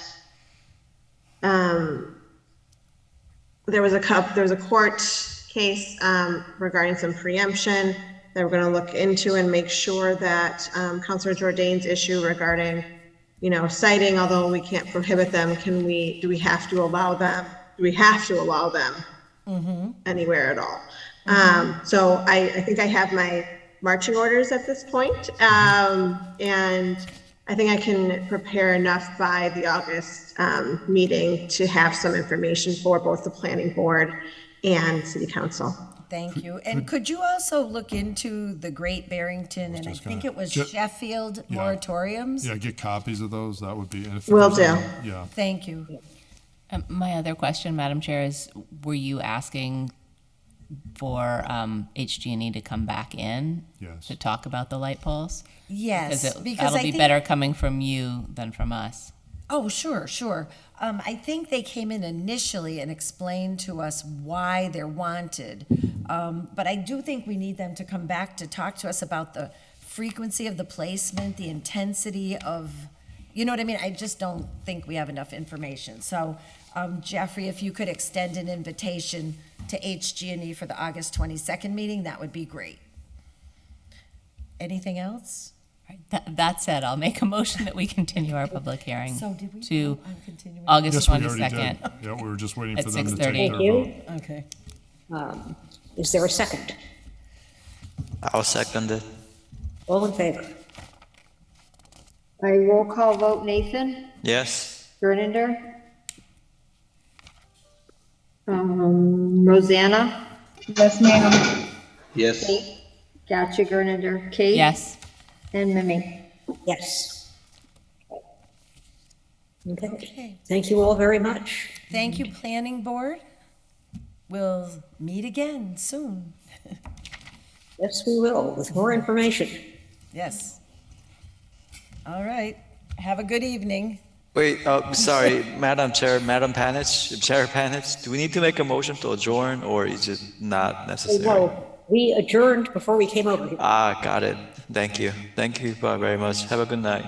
Good night. Thank Good you. night, everybody. Good night. Take care. So I'd like to entertain a motion to take up item 11. Second. Yeah. All in favor? Aye. Item 11, filed by Councilor Jordan and McGee, to amend Section 2-156.1 to return the approval of the Assistant City Solicitor for the City Council by the President of the City Council to the language. 1, City Council. An assistant city solicitor shall attend all regular and special city council meetings and subcommittee meetings as necessary. The assistant shall work with the city council regarding legal questions posed to the law department by the council or by an individual council members. The appointment of the assistant city solicitor for the city council shall also be approved by the president of the city council. And to further amend, to return this language to section 2-153 of our ordinance, in special cases, the mayor or city council through a majority vote may authorize or require the department to secure the advice or services of such additional counselors as they may deem best. No money shall be paid by for the legal services except as expressly authorized by this chapter. The mayor shall fund any authorization approved by the city council under this section. So I'll defer to Councilor Jourdain on this, but I will comment that at the time that we amended and reorganized the entire legal department, it was a very complex and multi-sectioned portion of our ordinance language that came before the committee. And these two particular areas did not have much discussion, if any, in that process. Councilor Jourdain.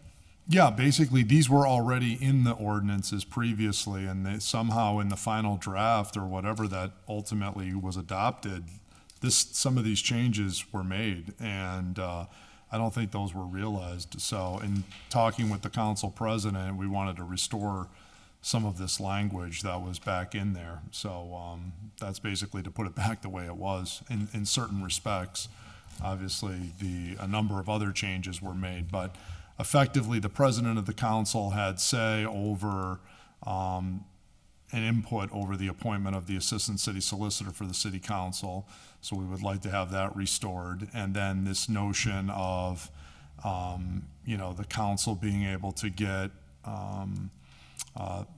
through either by the mayor or a majority vote, require departments to secure the advice or services of such additional counselors as may be necessary. So ultimately, I mean, it does, the mayor is going to have a say in this. We would have a say in this if we felt additional attorneys were needed for the department. So that was in the ordinance previously. I don't know how these things. We just never discussed these topics, and somehow they got deleted in the final version. There was a bunch of versions that went back and forth.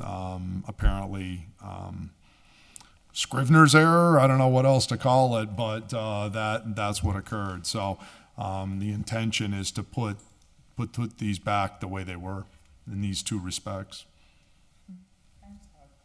Councilor Givner. Thank you, Madam Chair. Through the chair to Councilor Jourdain. When was it written in or taken out?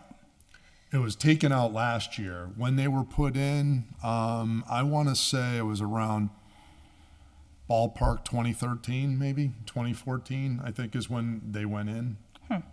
And then one other question. Did that include anything around like that assistant that assigns solicitors hours? Like would their day shift from like noon to 10 p.m. or something? Yeah, as you may recall, we gave a lot more latitude last year to the law department on shifts and stuff like that, and flexibility on shifts. But essentially, how it worked was in 2013, I was president at the time. The deal with the former mayor and the city solicitor at the time and myself was there was a big discussion regarding the city council actually having its own attorney, point blank. The compromise was that we would have the council president have an appointment over this person and have feedback over the selection of this attorney. But this person would still be in that department and would basically work still under the direction of the city solicitor, and would have hours that would accommodate our meetings, but would have flex schedule to do whatever. And that worked perfectly fine for a long time. But apparently that sentence got taken out, so.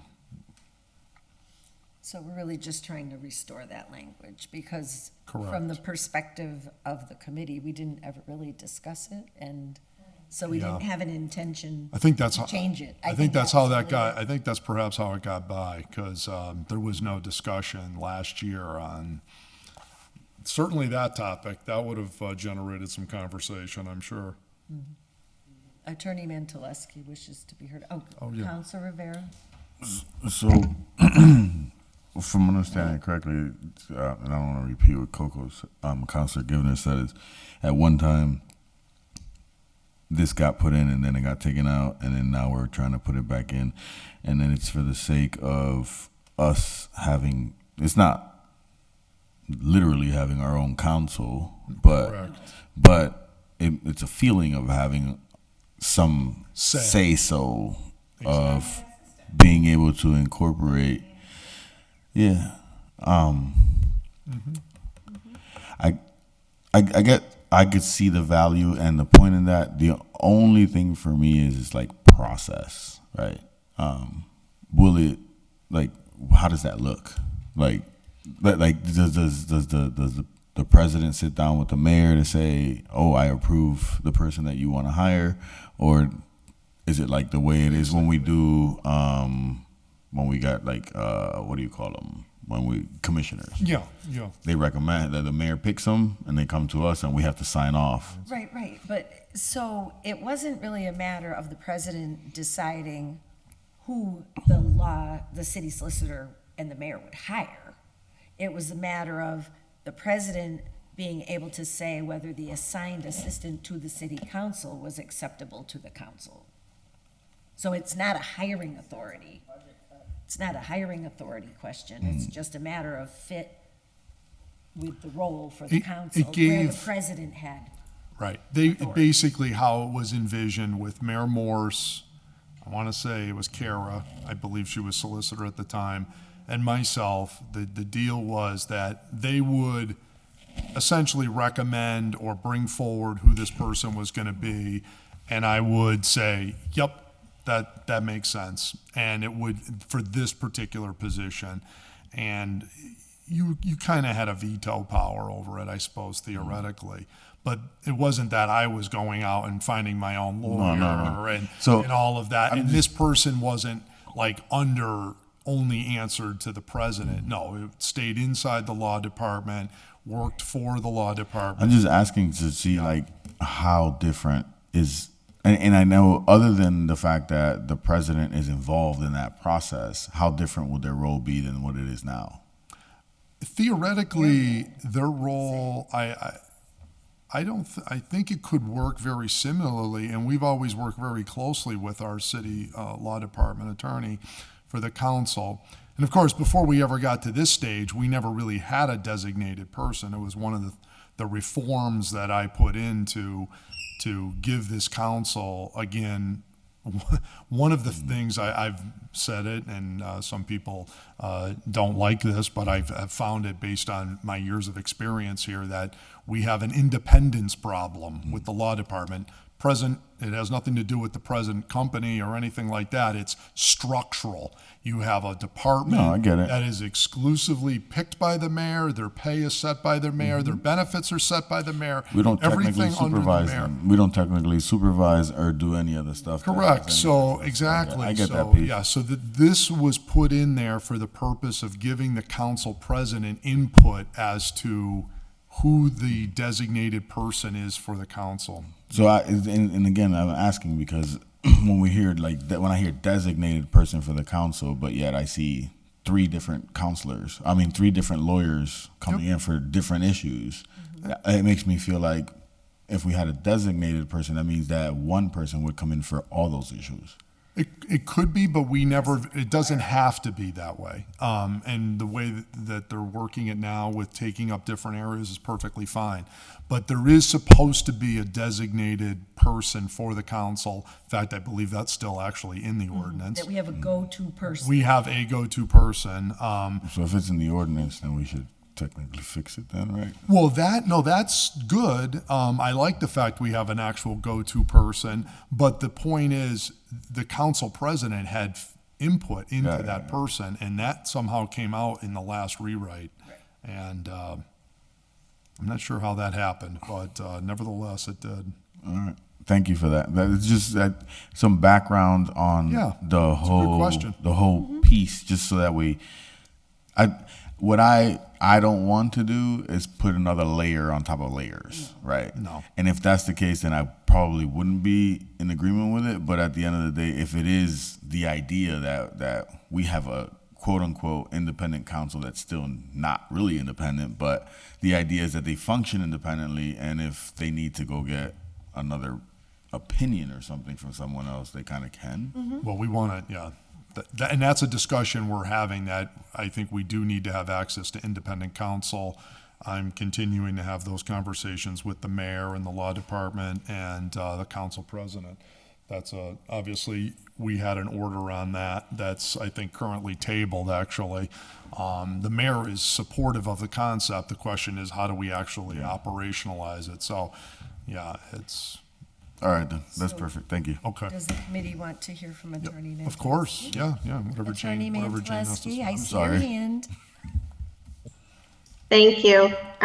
So I just wanted to expand upon this a little bit, because we actually were able to do some research on, the history of this within the law department and where we started and how we got to where we are now. So if I may just kind of give a brief overview of that I know Councilor Jourdain and Chair Bacon, you were part of the council at that point in time back in, it was 2014, I think 2012 through 2014 actually, when these issues came up. And, but I know the other councilors were not yet a part of the city council. So I thought maybe for everyone's benefit, I could kind of go over what we did find in the law department for some of the history behind what happened. So it looks like back in 2012, and I think it was related to the needle exchange program, there was a issue regarding the city council wanting its own independent council related to various issues with respect to the needle exchange program. At the time, the council had approved an ordinance that they could have their own independent council, and I believe Mayor Morse at the time vetoed that ordinance change based upon our charter, section 39 of our charter and section 14, I believe, of our charter. And when we looked into it, it looks like there had been some research based upon a case. I want to make sure I have the reference right. The Boston City Council versus Mayor Menino from 2003, that essentially said that the city council cannot retain its own independent legal counsel, because essentially that is usurping the executive's role, and the solicitor's office is part of the executive department. So that essentially usurps the executive's role as being the sole legal counsel for the city. And that went up to the appeals court, and they affirmed the lower court ruling that the city council could not have its own independent legal counsel. And then the SJC ended up affirming that as well, or maybe they just didn't take it up, but I know it did go up to the SJC, and they did not remand the case or overrule the judgment.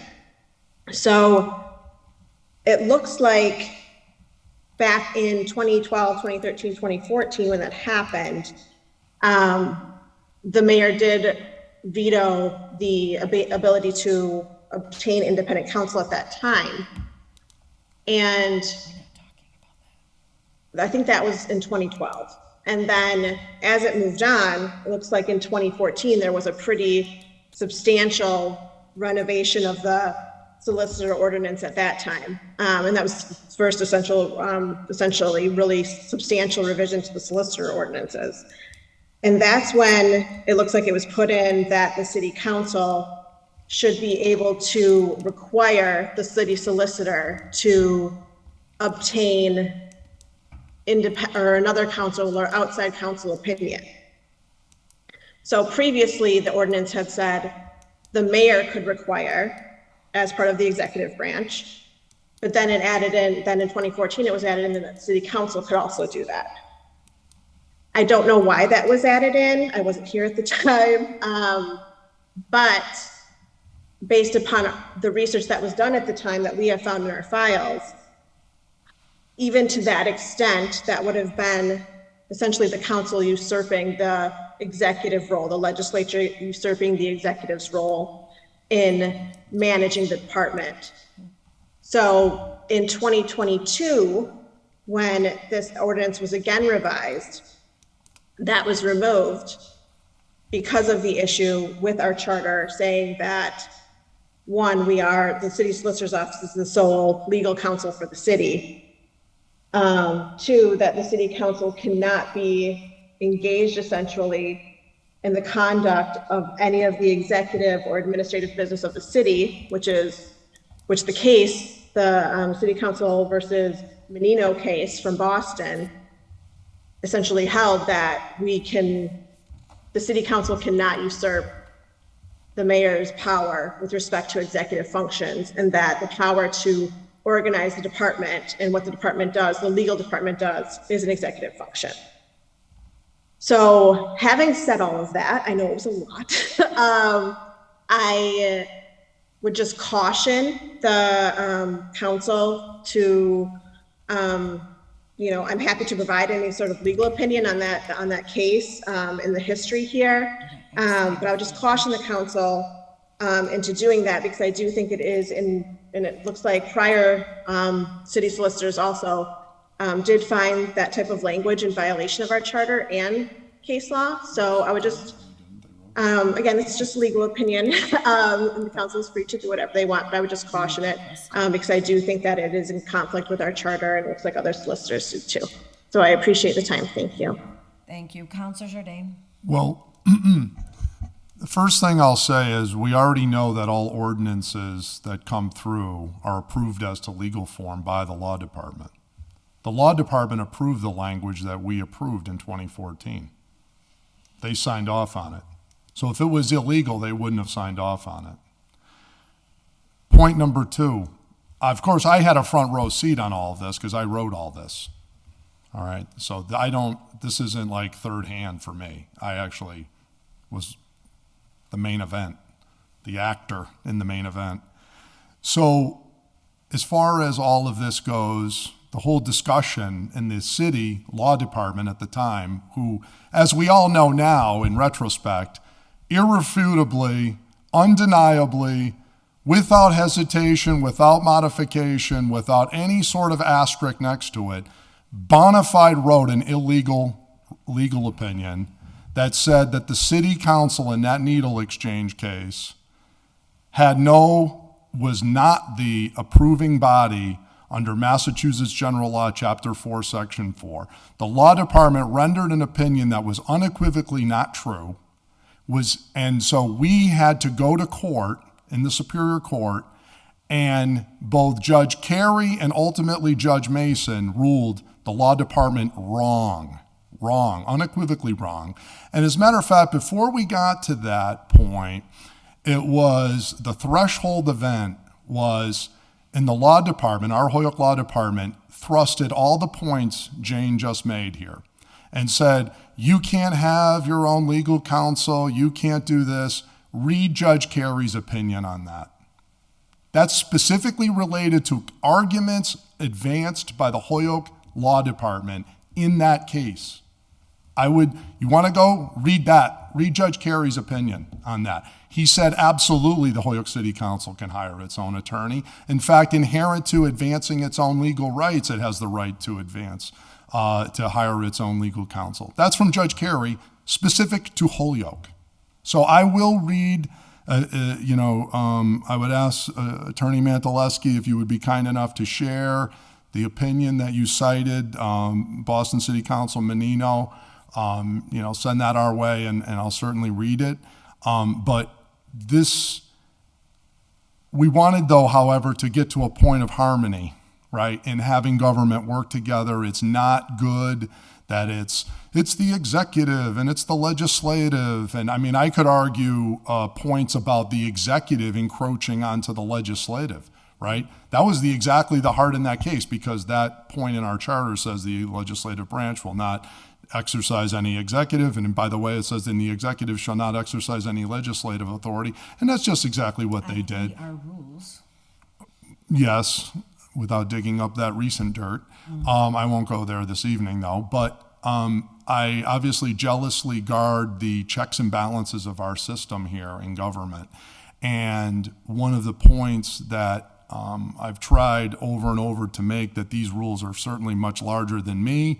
This is about the public. It's about their right to have balanced government from each of the many levels of government, federal, state, and local here. They want our charter enforced. So I would say, to make sure that the law department, who I've said has independence problems, and it's not really their own fault, it's the system is set up so it's very difficult for the law department to be independent of the mayor. And on any of these questions about where does mayoral power end and council power begin, almost universally they've come down on the side of the mayor, almost universally every single time. So we've seen this. These things got vetted from time to time. They come up. They're coming up again now relative to the mayor's veto powers in state statute. It came up 10 years ago about the non-binding ballot questions. This needle exchange brought it up. But the council compromise and having government work together, I think we got around a table with the law department, the mayor at the time, myself, and we ironed out what we feel is a fair compromise, which was that the council president would have say in who the appointee is to the city council, which only makes sense because we want someone who has a good working relationship with us, and but keeps that person in the law department under the supervision of the city solicitor, addresses the valid concerns about, the city solicitor needs to be able to, have the day-to-day supervision and control over the different people working in the law department, which makes all the sense in the world. And we certainly don't want to do that. But everyone agrees, whatever side you come down on these issues, is there needs to be this really guarded independence that the council can rely on these questions, that they're getting it straight. And we didn't in the past. And we actually, in this notion that, and if you don't like our opinions, well, take us to court. This is really troubling to me, because it's basically operating out of a courtroom to run the government. And that happened, at the time of the needle exchange question. It was very intense, but it worked, the process did work. But it was very difficult. And it also puts the council at a very difficult position too, because what budget do we have, right? To go and hire independent counsel to represent our interests, to go and do that. And so today it could be Kevin Jourdain complaining about something. Next week it could be Councilor Maldonado Velez or Councilor Givner or whoever, and hold a different view. And their rights are being stampled on in their official capacity as city councilors. That someone is doing something in contravention of the rules. Somebody is doing something illegal, right? Our job is to stop that, right? That's a fundamental tenet of our government here. The whole role of the entire city council is to be the people's eyes and ears on what is going on in government and let them know what's going on.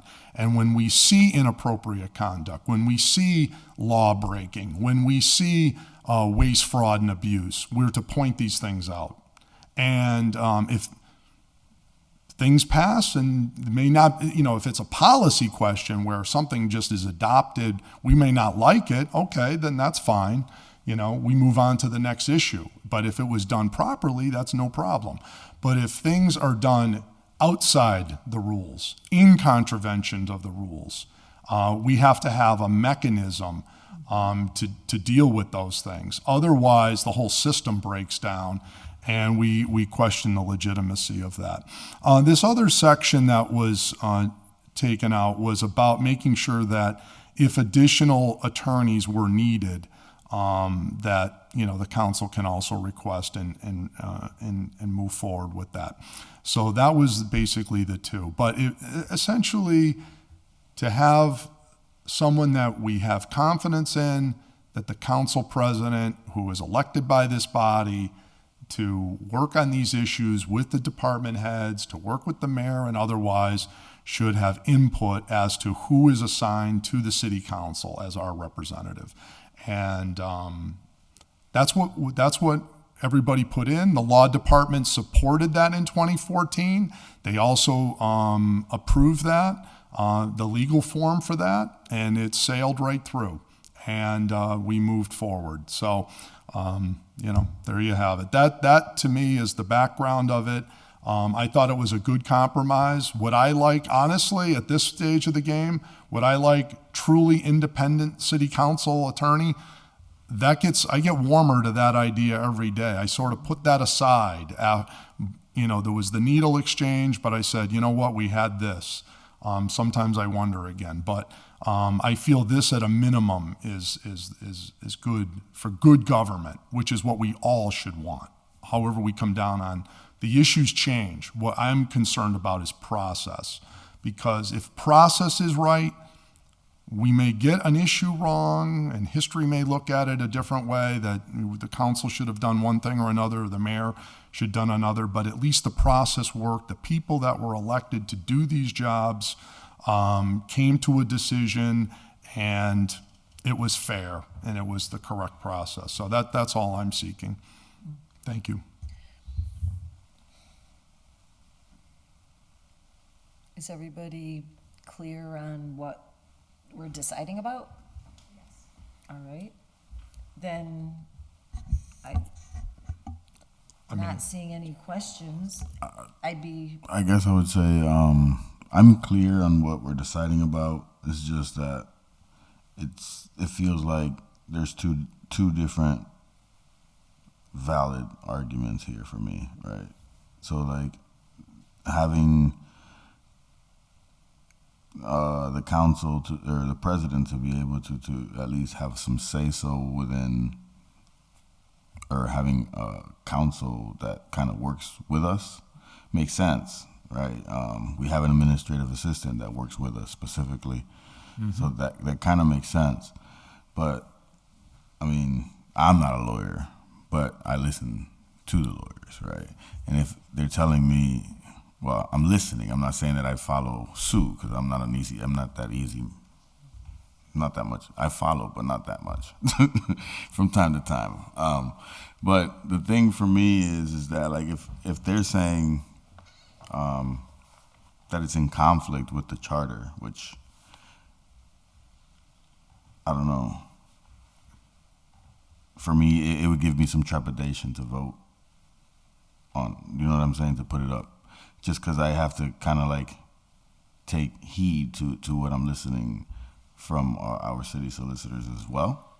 No disrespect to anyone. It's just that's, for me, where I would be at, I think, right now. Councilor Jourdain? Yeah, and therein lies the dilemma. And this is what I'm noticing about the current council. You guys are all nice people. You want the best, blah, blah, blah. This is the problem. And by the way, this is more than just current day situation. How would you know better? Law department comes in. I disagree with that, by the way, the opinion that this ordinance, which by the way was approved as to form by a prior law department, by the way, who is doing allegedly the exact same job they're doing, said that this was in law, by the way. But the difference is that you wrote it.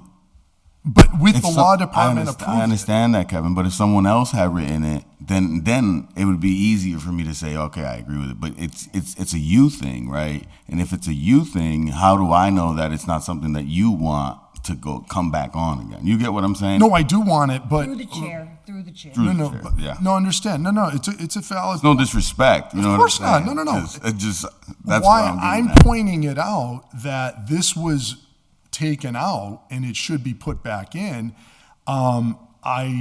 This was brought to my attention that this was taken out. There was a lot of pages, a lot of remove this, input that, this and that. When you look at the final thing, this sentence being deleted, that was never discussed. When we had the hearing on this topic, to take that power away from the president of the city council, to have say over who is the assistant city solicitor. So in consultation with the president, who also agrees with me that that should be put back, we filed the order to do that. And as he's president, I was the president before, this was the compromise, Izzy. So to now have, what I get concerned of is now the law department says, well, in our opinion, it's anti the charter. So, and that's taken as the word of God, apparently. So now, Early, but I hear you. so now you're going to say, well, I have trepidation that the law department says we can't do it, so that's it. And that's how this government basically runs today. And this is the dilemma that I've noticed for the past 30 years here, is that, yes, this is the dilemma we have with the law department, is on any of these questions about council power, independence, any of this type of stuff, it ebbs and flows. Some are not as worried about what the council power is. But I'm watching currently, I have more concerns, obviously, as I've expressed those at prior meetings. But they just say it. That's their opinion. They're entitled to it. But I can tell you that we had a law department just before them in 2014 that did approve this. And so that's a fact. And that should be mentioned here. So apparently they didn't think it conflicted with the charter. And I also, like I said, the fact that this council can hire its own independent counsel, that's actually been already decided in a Superior Court case. Everybody's welcome to read that opinion from what Judge Carey wrote, because they tried to throw out our case. They tried to say all the stuff that you'll hear, stuff like they're the exclusive attorney for the city. That argument was vetted and rejected, by the way, by the court. That we didn't have the power to hire our own attorney. That argument was rejected. That we basically needed their permission, effectively, to go forward with our case. And that was rejected. And we also know that we ultimately were victorious in the case. And, they've come out with other legal opinions that we now know are not accurate. I mean, it's just history, it's a fact. So, they do their best. I give them credit. They're all hardworking people. And I know, attorneys, that's why we have 9 justices on the Supreme Court, right? You can get 9 different opinions on what the same law means, right? So I do have to say that. But on the other hand, if the council is just going to say we're not going to do everything because the law department on these type of questions says no, then I think some of this is going to go to it. Well, then how do we get independent opinions of this? Because I'm very concerned about the impact of this on the division of power. So just to finish off without my piece or my thought, yes, I totally hear everything you're saying with regards to the independence and all the other speech, but when it comes down to it, if they are city employees, and these are people that are working for us, like the idea is that genuinely, ideally, we're supposed to function under the operation that they're working under the best interest of us, of the city, and the residents.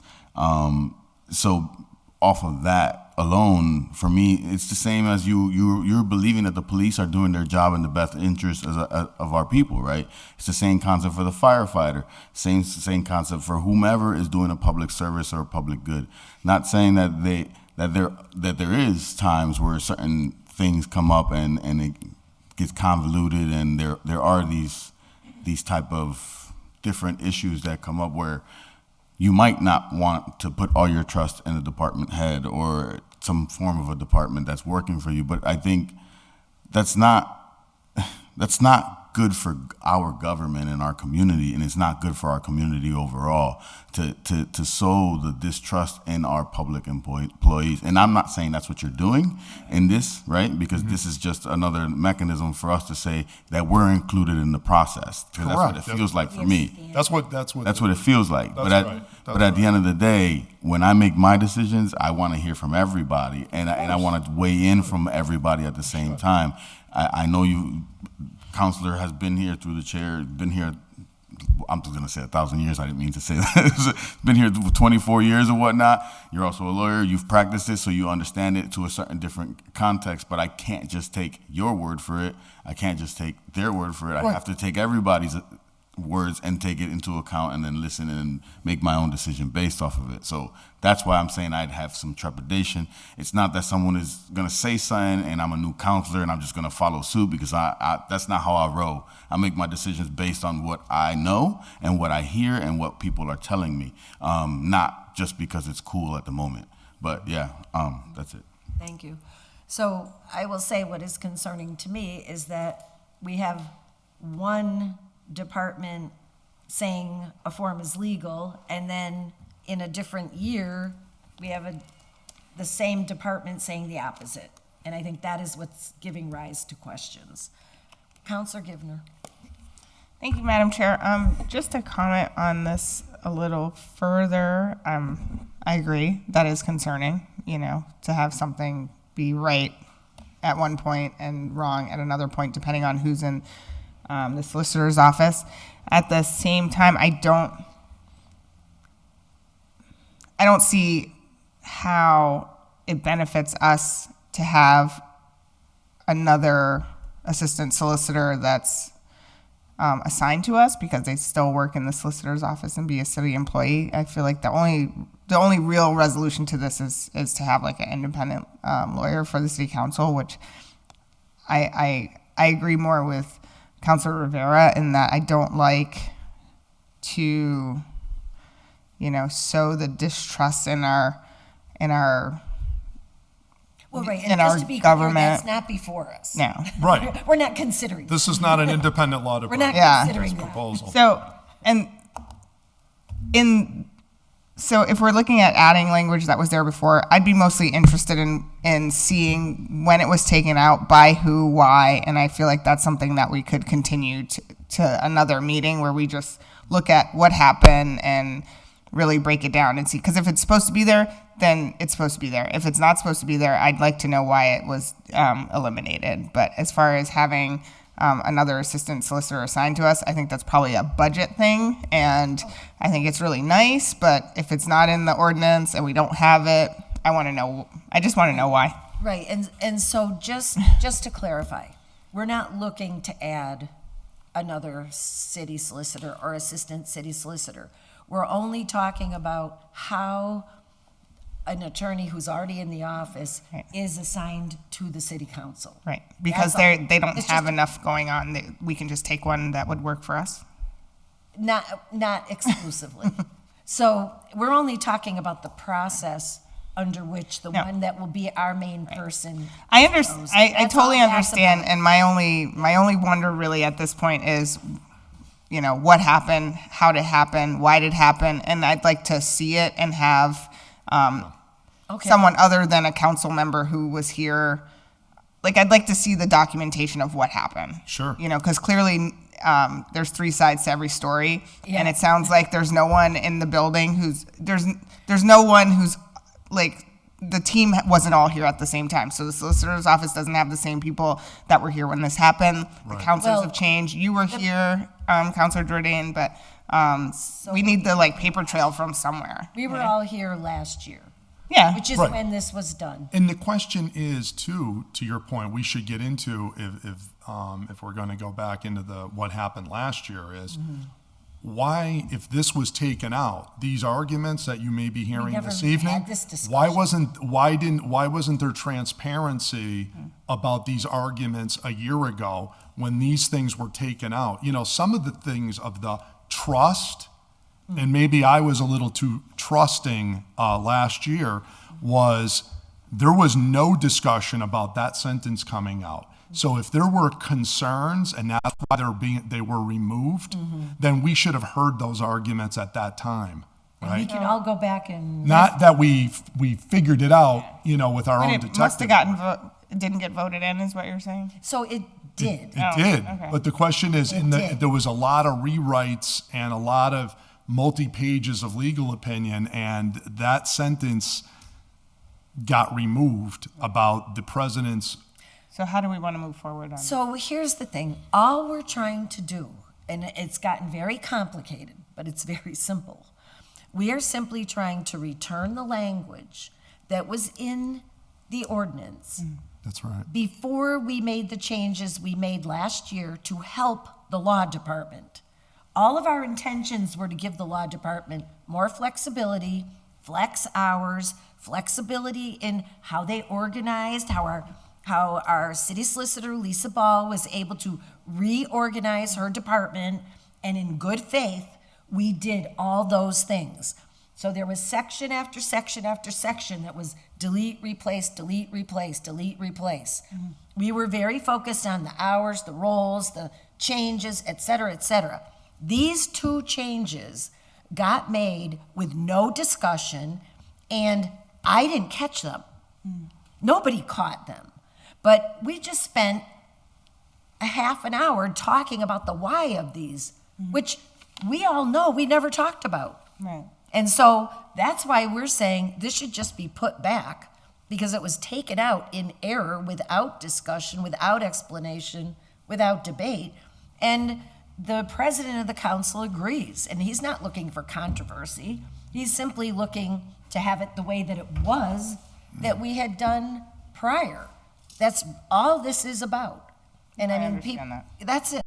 That's it. And it's very troubling to me to have tonight become that the prior law department was wrong and this is in violation of our charter. Because Her hand is up. the other law department approved it to form. So that's just troubling to me. It's just, you know, we can't go back in time, but it was very simple to return it to the language. Counselor Maldonado Velez. Thank you, Madam Chair. Agreed. I think we all agree that it is troubling to have different legal opinions, especially when the solicitor's offices are the lawyers that us non-attorneys on the council look to for solutions to some of the questions that we have. I will say with this topic, particularly today, like there wasn't a question necessarily, there wasn't a legal opinion on whether these should be put into legal form or not. So, you know, I'm interested to know. So like if the law department right now is saying that, no, we can't do this, my thinking before this whole conversation started was like, okay, straightforward, we're going to put it back because it's happened a couple times in this past 2 years where we had to like revisit some of the ordinance changes. So my intention was like, come in here, not have a 30-minute discussion, but be like, hey, can we get into a legal form? Can we get into a legal form for the next meeting? But if what I'm hearing from the solicitor's office is that that's not legal, what does that mean for us if we're asking you to put something in legal form? And is it gonna be a pushback, say no, we can't do this? Like I'm really interested to know what would be, if that's the motion that I were to put right now to have a legal form for the next meeting. I think I wouldn't want to put it to the full council. I would definitely want to have another discussion around it. But I'm interested in that part of the process, like based on what I'm hearing right now. Under our rules, we first of all, we can ask them to put it in a legal form. They can say, we don't approve it as to legal form, but we still give it to you anyways. That's in our rules. And the council can vote for things irrespective of if the law department approves it or disapproves it, by the way. That's also in our rules. So it's ultimately the council's authority to pass its own ordinances. And I would just say for the record, this was already the law of Holyoke for 8 years. So there's nothing new or novel here.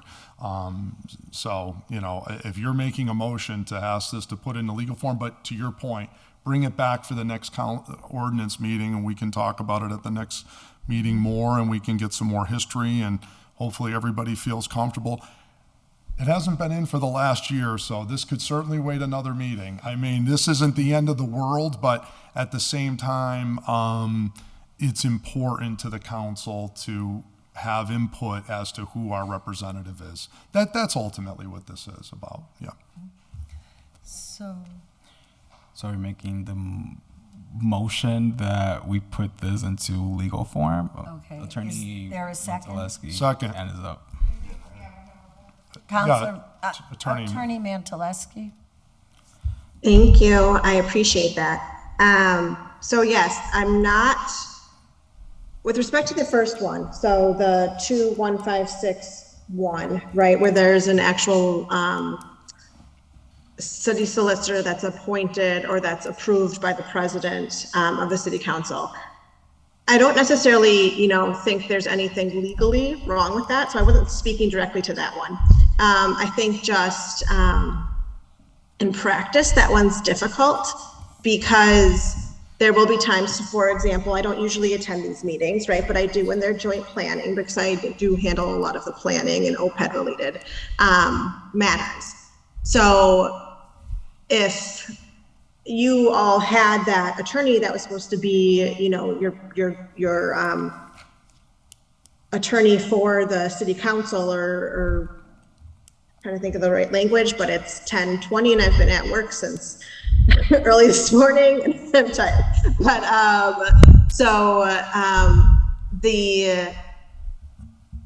I think in practice it's difficult because again, we all handle different matters. And I think that practically it is beneficial to the council, to everybody, honestly, to have someone there who knows exactly what they're talking about and who's been handling the matter. So to have one specific person that needs to attend, even though they may not have any idea what the matter is, or make someone attend or have someone not specifically attend when they haven't attended to the matter, then I think that's just difficult in practical application. So again, I don't think there's anything legally a problem with that 21561 to have a approved city solicitor by the president of the city council. I just think practically it might be a little bit difficult. It may make more sense to have it be how it is now, how we're able to come in and talk specifically onto specific issues that we're handling. So that's for the first one. The second one, oh, I'm sorry. So I just want to interject to your point here. So it has never excluded other attorneys from attending the meetings and being the point person for different particular matters, this structure.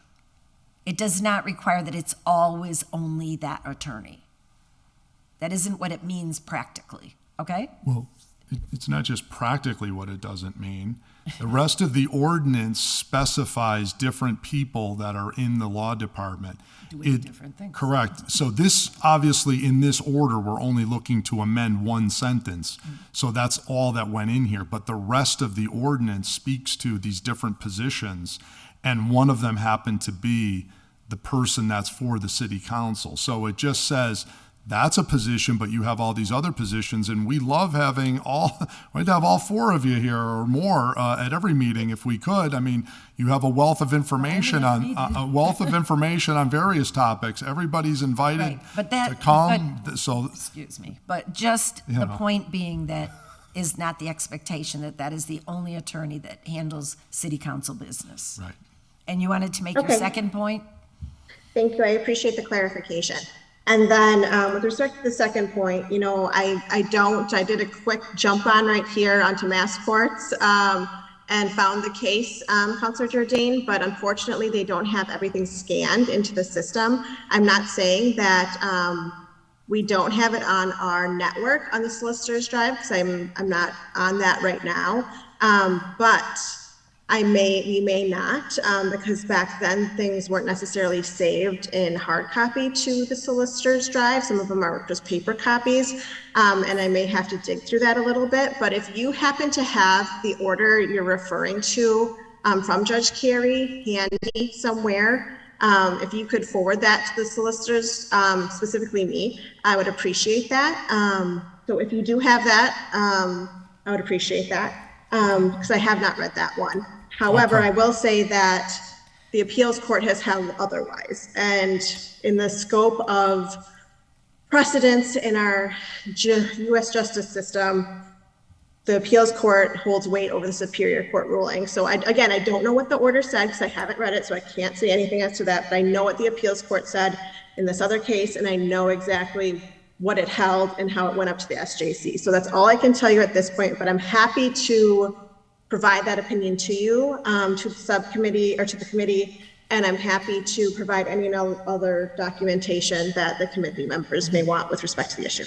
Okay. So thank you. Thank you. And in the meantime, we have a motion and it's been seconded to send to our legal department to have this order put into legal form and returned to us for our next meeting, which will be June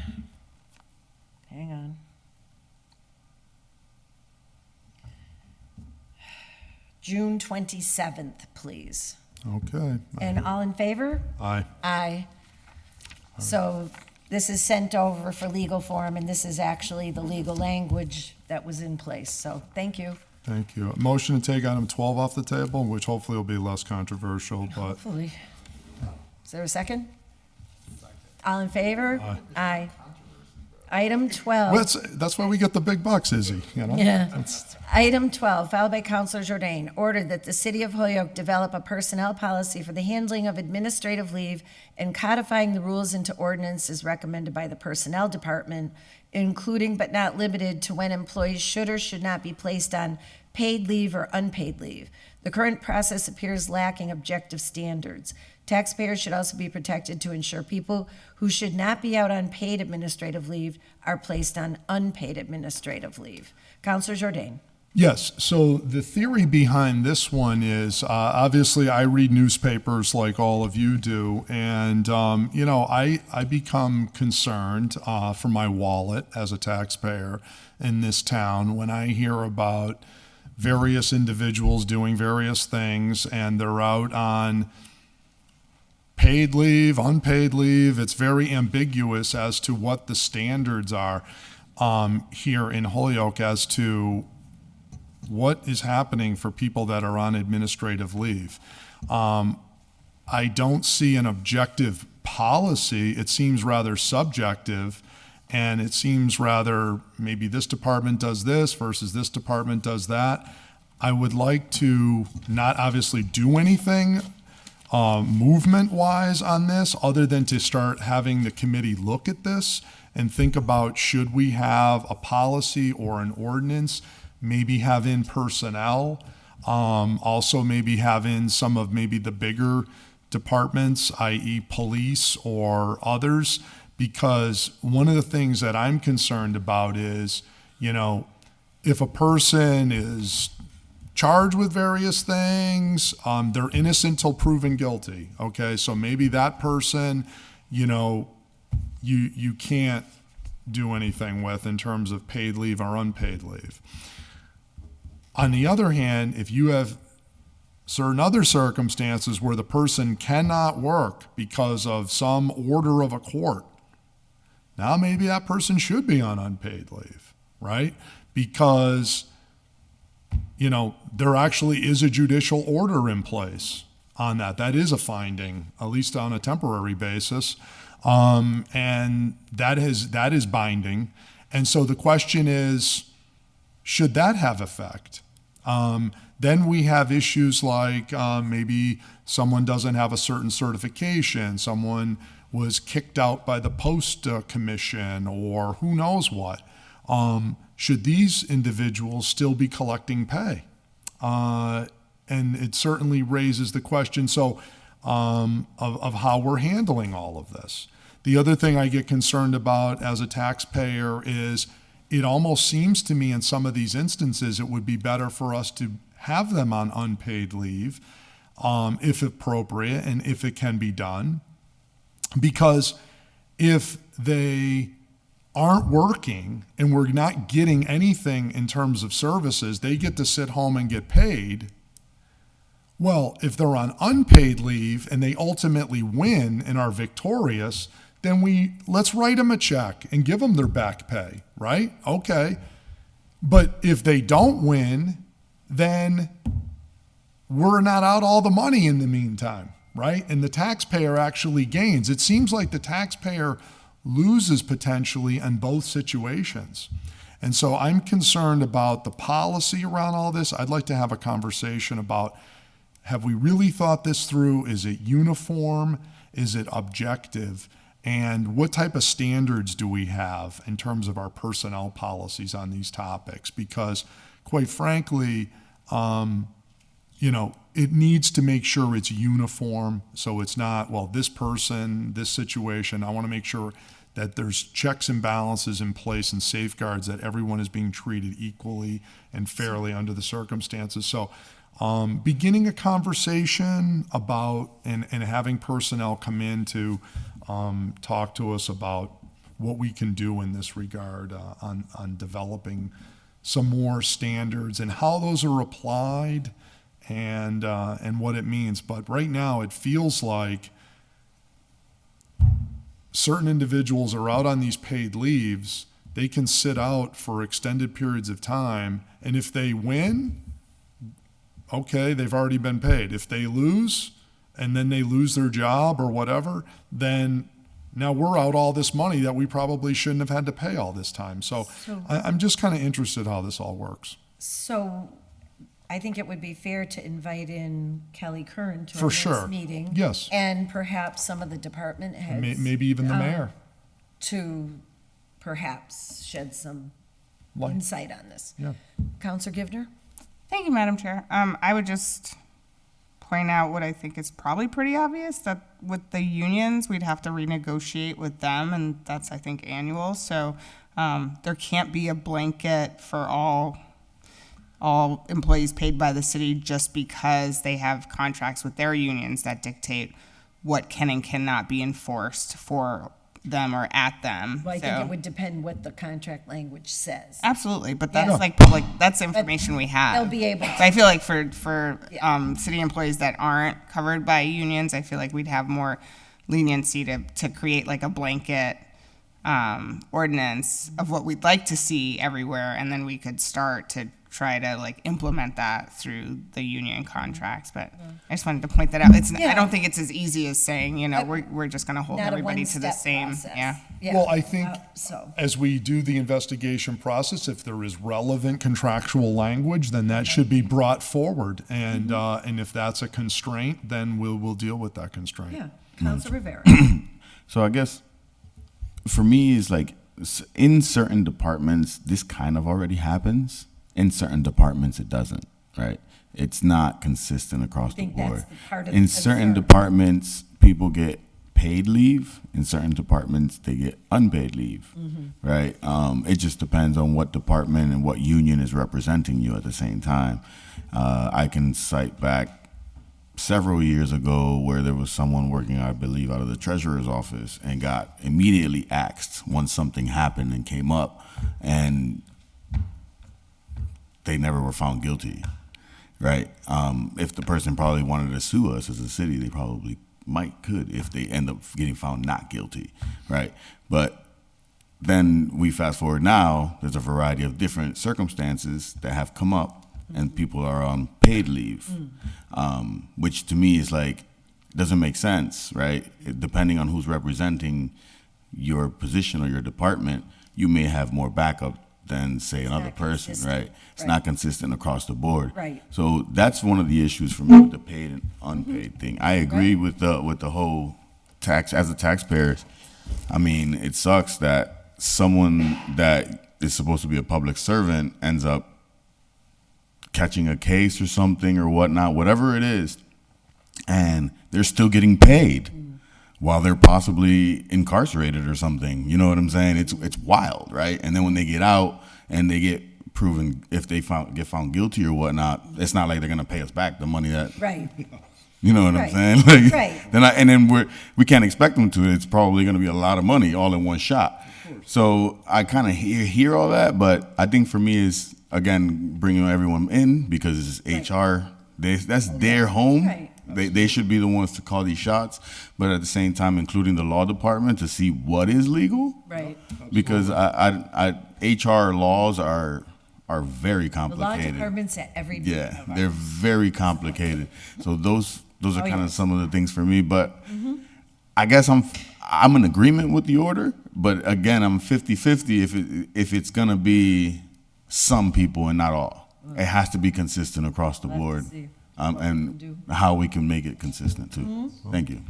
Okay, so is the will of the committee that we would Table it. table this to our next meeting and invite in Yep. our I would say personnel department head, Kelly Curran? Yeah, and the full law department could speak Well, to they'll be it. here, yeah. We could invite the mayor if he would like to come, or a representative of the mayor, they're welcome, unless it's just gonna be Kelly. And then, Yeah. All right, so I'll entertain a motion. motion to table. And all in favor? Aye. Aye. And Jeffrey, if you could invite the folks that we listed for our next meeting? Thank you. You got it. Thank you. Okay, last one. Item 13, off the table, motion. All in favor? Aye. Filed by Will Puello, order in accordance with the city charter, create ordinance language that confirms when a resident is elected as a ward councilor and subsequently moves to another ward during the term, the ward city council seat is vacated. So, to me, this is pretty straightforward. We have to live in the ward to be elected as a ward councilor, so it makes sense. In the charter, if you're elected at large and you leave the city, your seat is vacated. So it makes sense to me that if you're a ward counselor and you leave the ward, same thing applies. Because if you leave the city, your seat is vacated. The whole point of ward counselors is that each unique makeup of each ward has representation from the ward. It was actually, in the case of Springfield, an anti-discrimination process that took place to establish the wards, because the city for years had a majority of the council from one ward. So I think it's important that that integrity be maintained. To me, it's just a clarification. Makes sense. I don't see it as controversial. I don't think there's anybody who would disagree with it, and I don't know of any ward counselor that doesn't live in the ward, so I see it as non-controversial, but maybe it is. So it's more complex. It is? Yeah, it's not as straightforward, I would say. Wow. In the sense that when the people voted for the person, they voted for them when the person was living in the ward in the first place. Right. Have to live in the ward. Right. So that's the first place, right? But it's considering the circumstances that come up, right? And how much time is left on the seat too at the same time. If it's 6 months left, who are we going to find in 5-6 months to replace the seat? That's the first piece. Second piece is the people voted for this person, right? Due process, everything has already been gone through, right? If it's in the beginning of the term, I agree. If it's like the first 3-4 months, I agree. But how are we supposed to continue going through our process of government, and how are these people supposed to be represented if there's no one on the seat to represent them? So it takes time. We've done this I've witnessed it when people have stepped down from seats. It's not an easy replacement of that, and then it's no longer the people voting for the seat. It's us as a council voting for the seat. People that do not live in that ward taking that vote for those people. So it changes the whole dynamic of the democratic process. I do agree that someone should be living in the ward, and that is the whole concept. But there are emergencies and there are circumstances where sometimes it's a gray area. And I don't like gray areas, but we have to admit that it is real life. So here's the thing. Thank you. A temporary absence from your place of residence is not moving out of the ward. Let's just say that.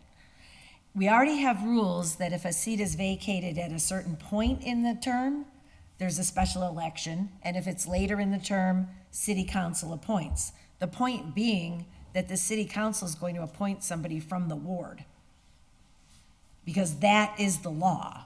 The person has to be from the ward, and that is to protect. But the law is also is that the people vote for I'm them. sorry? The law also is that the people vote for them too. But they vote, and the law requires that you live in the ward. I understand that, but it also requires that the people vote for them too.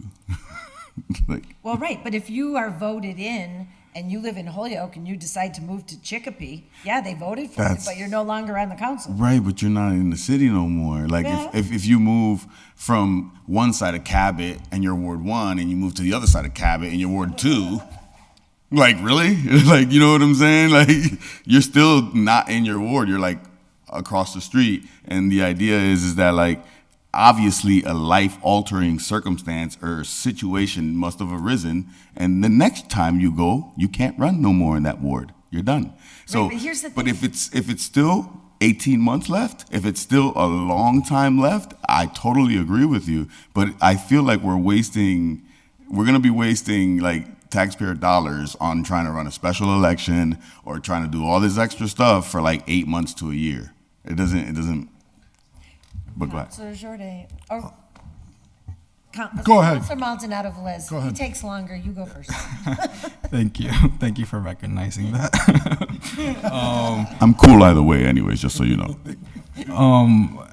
And thank you, Madam Chair. I guess first of all, as the maker of the order is not here, so I know it's sort of been He was. practice. In defense of him, he was Yeah, on yes, Zoom I know it's been practice, quite a while. sort of a courtesy amongst us to like let the maker of the order, especially the first time that it shows up, to I don't know, speak their piece, because at least we've all, we've been here a year and a half, and from what I've seen, there's only one person that has not recited in their word for a certain amount of time, and that is the maker themselves. So, and I fail to believe that he would put in an order to make himself probably expelled from the council. So like that's really like the questions around it really want to know like a clarity around like why the order was put in the first place.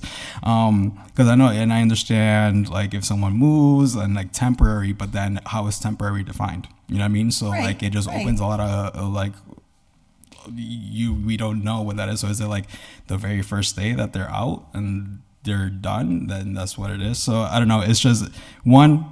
We love for the maker of the order to be here just so that we can have this discussion to really understand like what his intention was behind this. Because again, there was one person out of the 13 of us that I'm aware of that wasn't reciting in their ward, and that was them. So thank you. Okay, so I'll entertain about- Counselor Jordan. I'm sorry. Oh my God! I'm so nice. I defer to everybody, and That was a Freudian slip. yeah. Oh man, no good deed goes unpunished, right? Counselor Jordan. I'll try and make this brief. One is I do think we should table it because we would want to write this correctly. Number one, the Secretary of State has given tremendous guidance on this question of domicile. And the issue is, and there's basically a two-part test. I won't get into it here, but effectively, you want to look at that and go through that analysis, and that would have to be written into this in part. Right. If somebody is out, there's never a special election because the charter says the council fills the vacancy for that term. But you make a valid point of, if it's the last few months, and somebody leaves, but, we could craft that into here. But I think the point about ward councilors living in their wards, I think this perhaps is in response to this legal opinion that came out recently that said ward councilors only need to live in their ward on the day of the election. Right, and I fundamentally disagree. That came from the law department. I'm just saying that's a legal opinion. I don't agree okay, with so I know you. What was the word you used? Trepidation. For that one, I wouldn't be trepidating. Okay, so anyways, that we can discuss that at the right. next meeting. All right. So probably table, get some All more right. info. But hang on, I just want to make one point. So Izzy, your point that you made about the example of a person moving across the street from Ward 1 to Ward 2, But how would you feel if the person from Ward 1 or Ward 2 moved up to Ward 7 and then said, hey, I represent Ward 1, but now I'm living up here? It's still Holyoke. And you can't run next time. That's the thing. The thing is that like you're still accessible to your constituents. But you're not there. But you're still accessible to them. That's the thing. It's about being But from that accessibility. point of view, then everybody should be at large. What's the difference? Wait to read what the Secretary of State. Well, the difference is But anyway, motion to meeting be adjourned. table. Motion to table item 13. We need a second.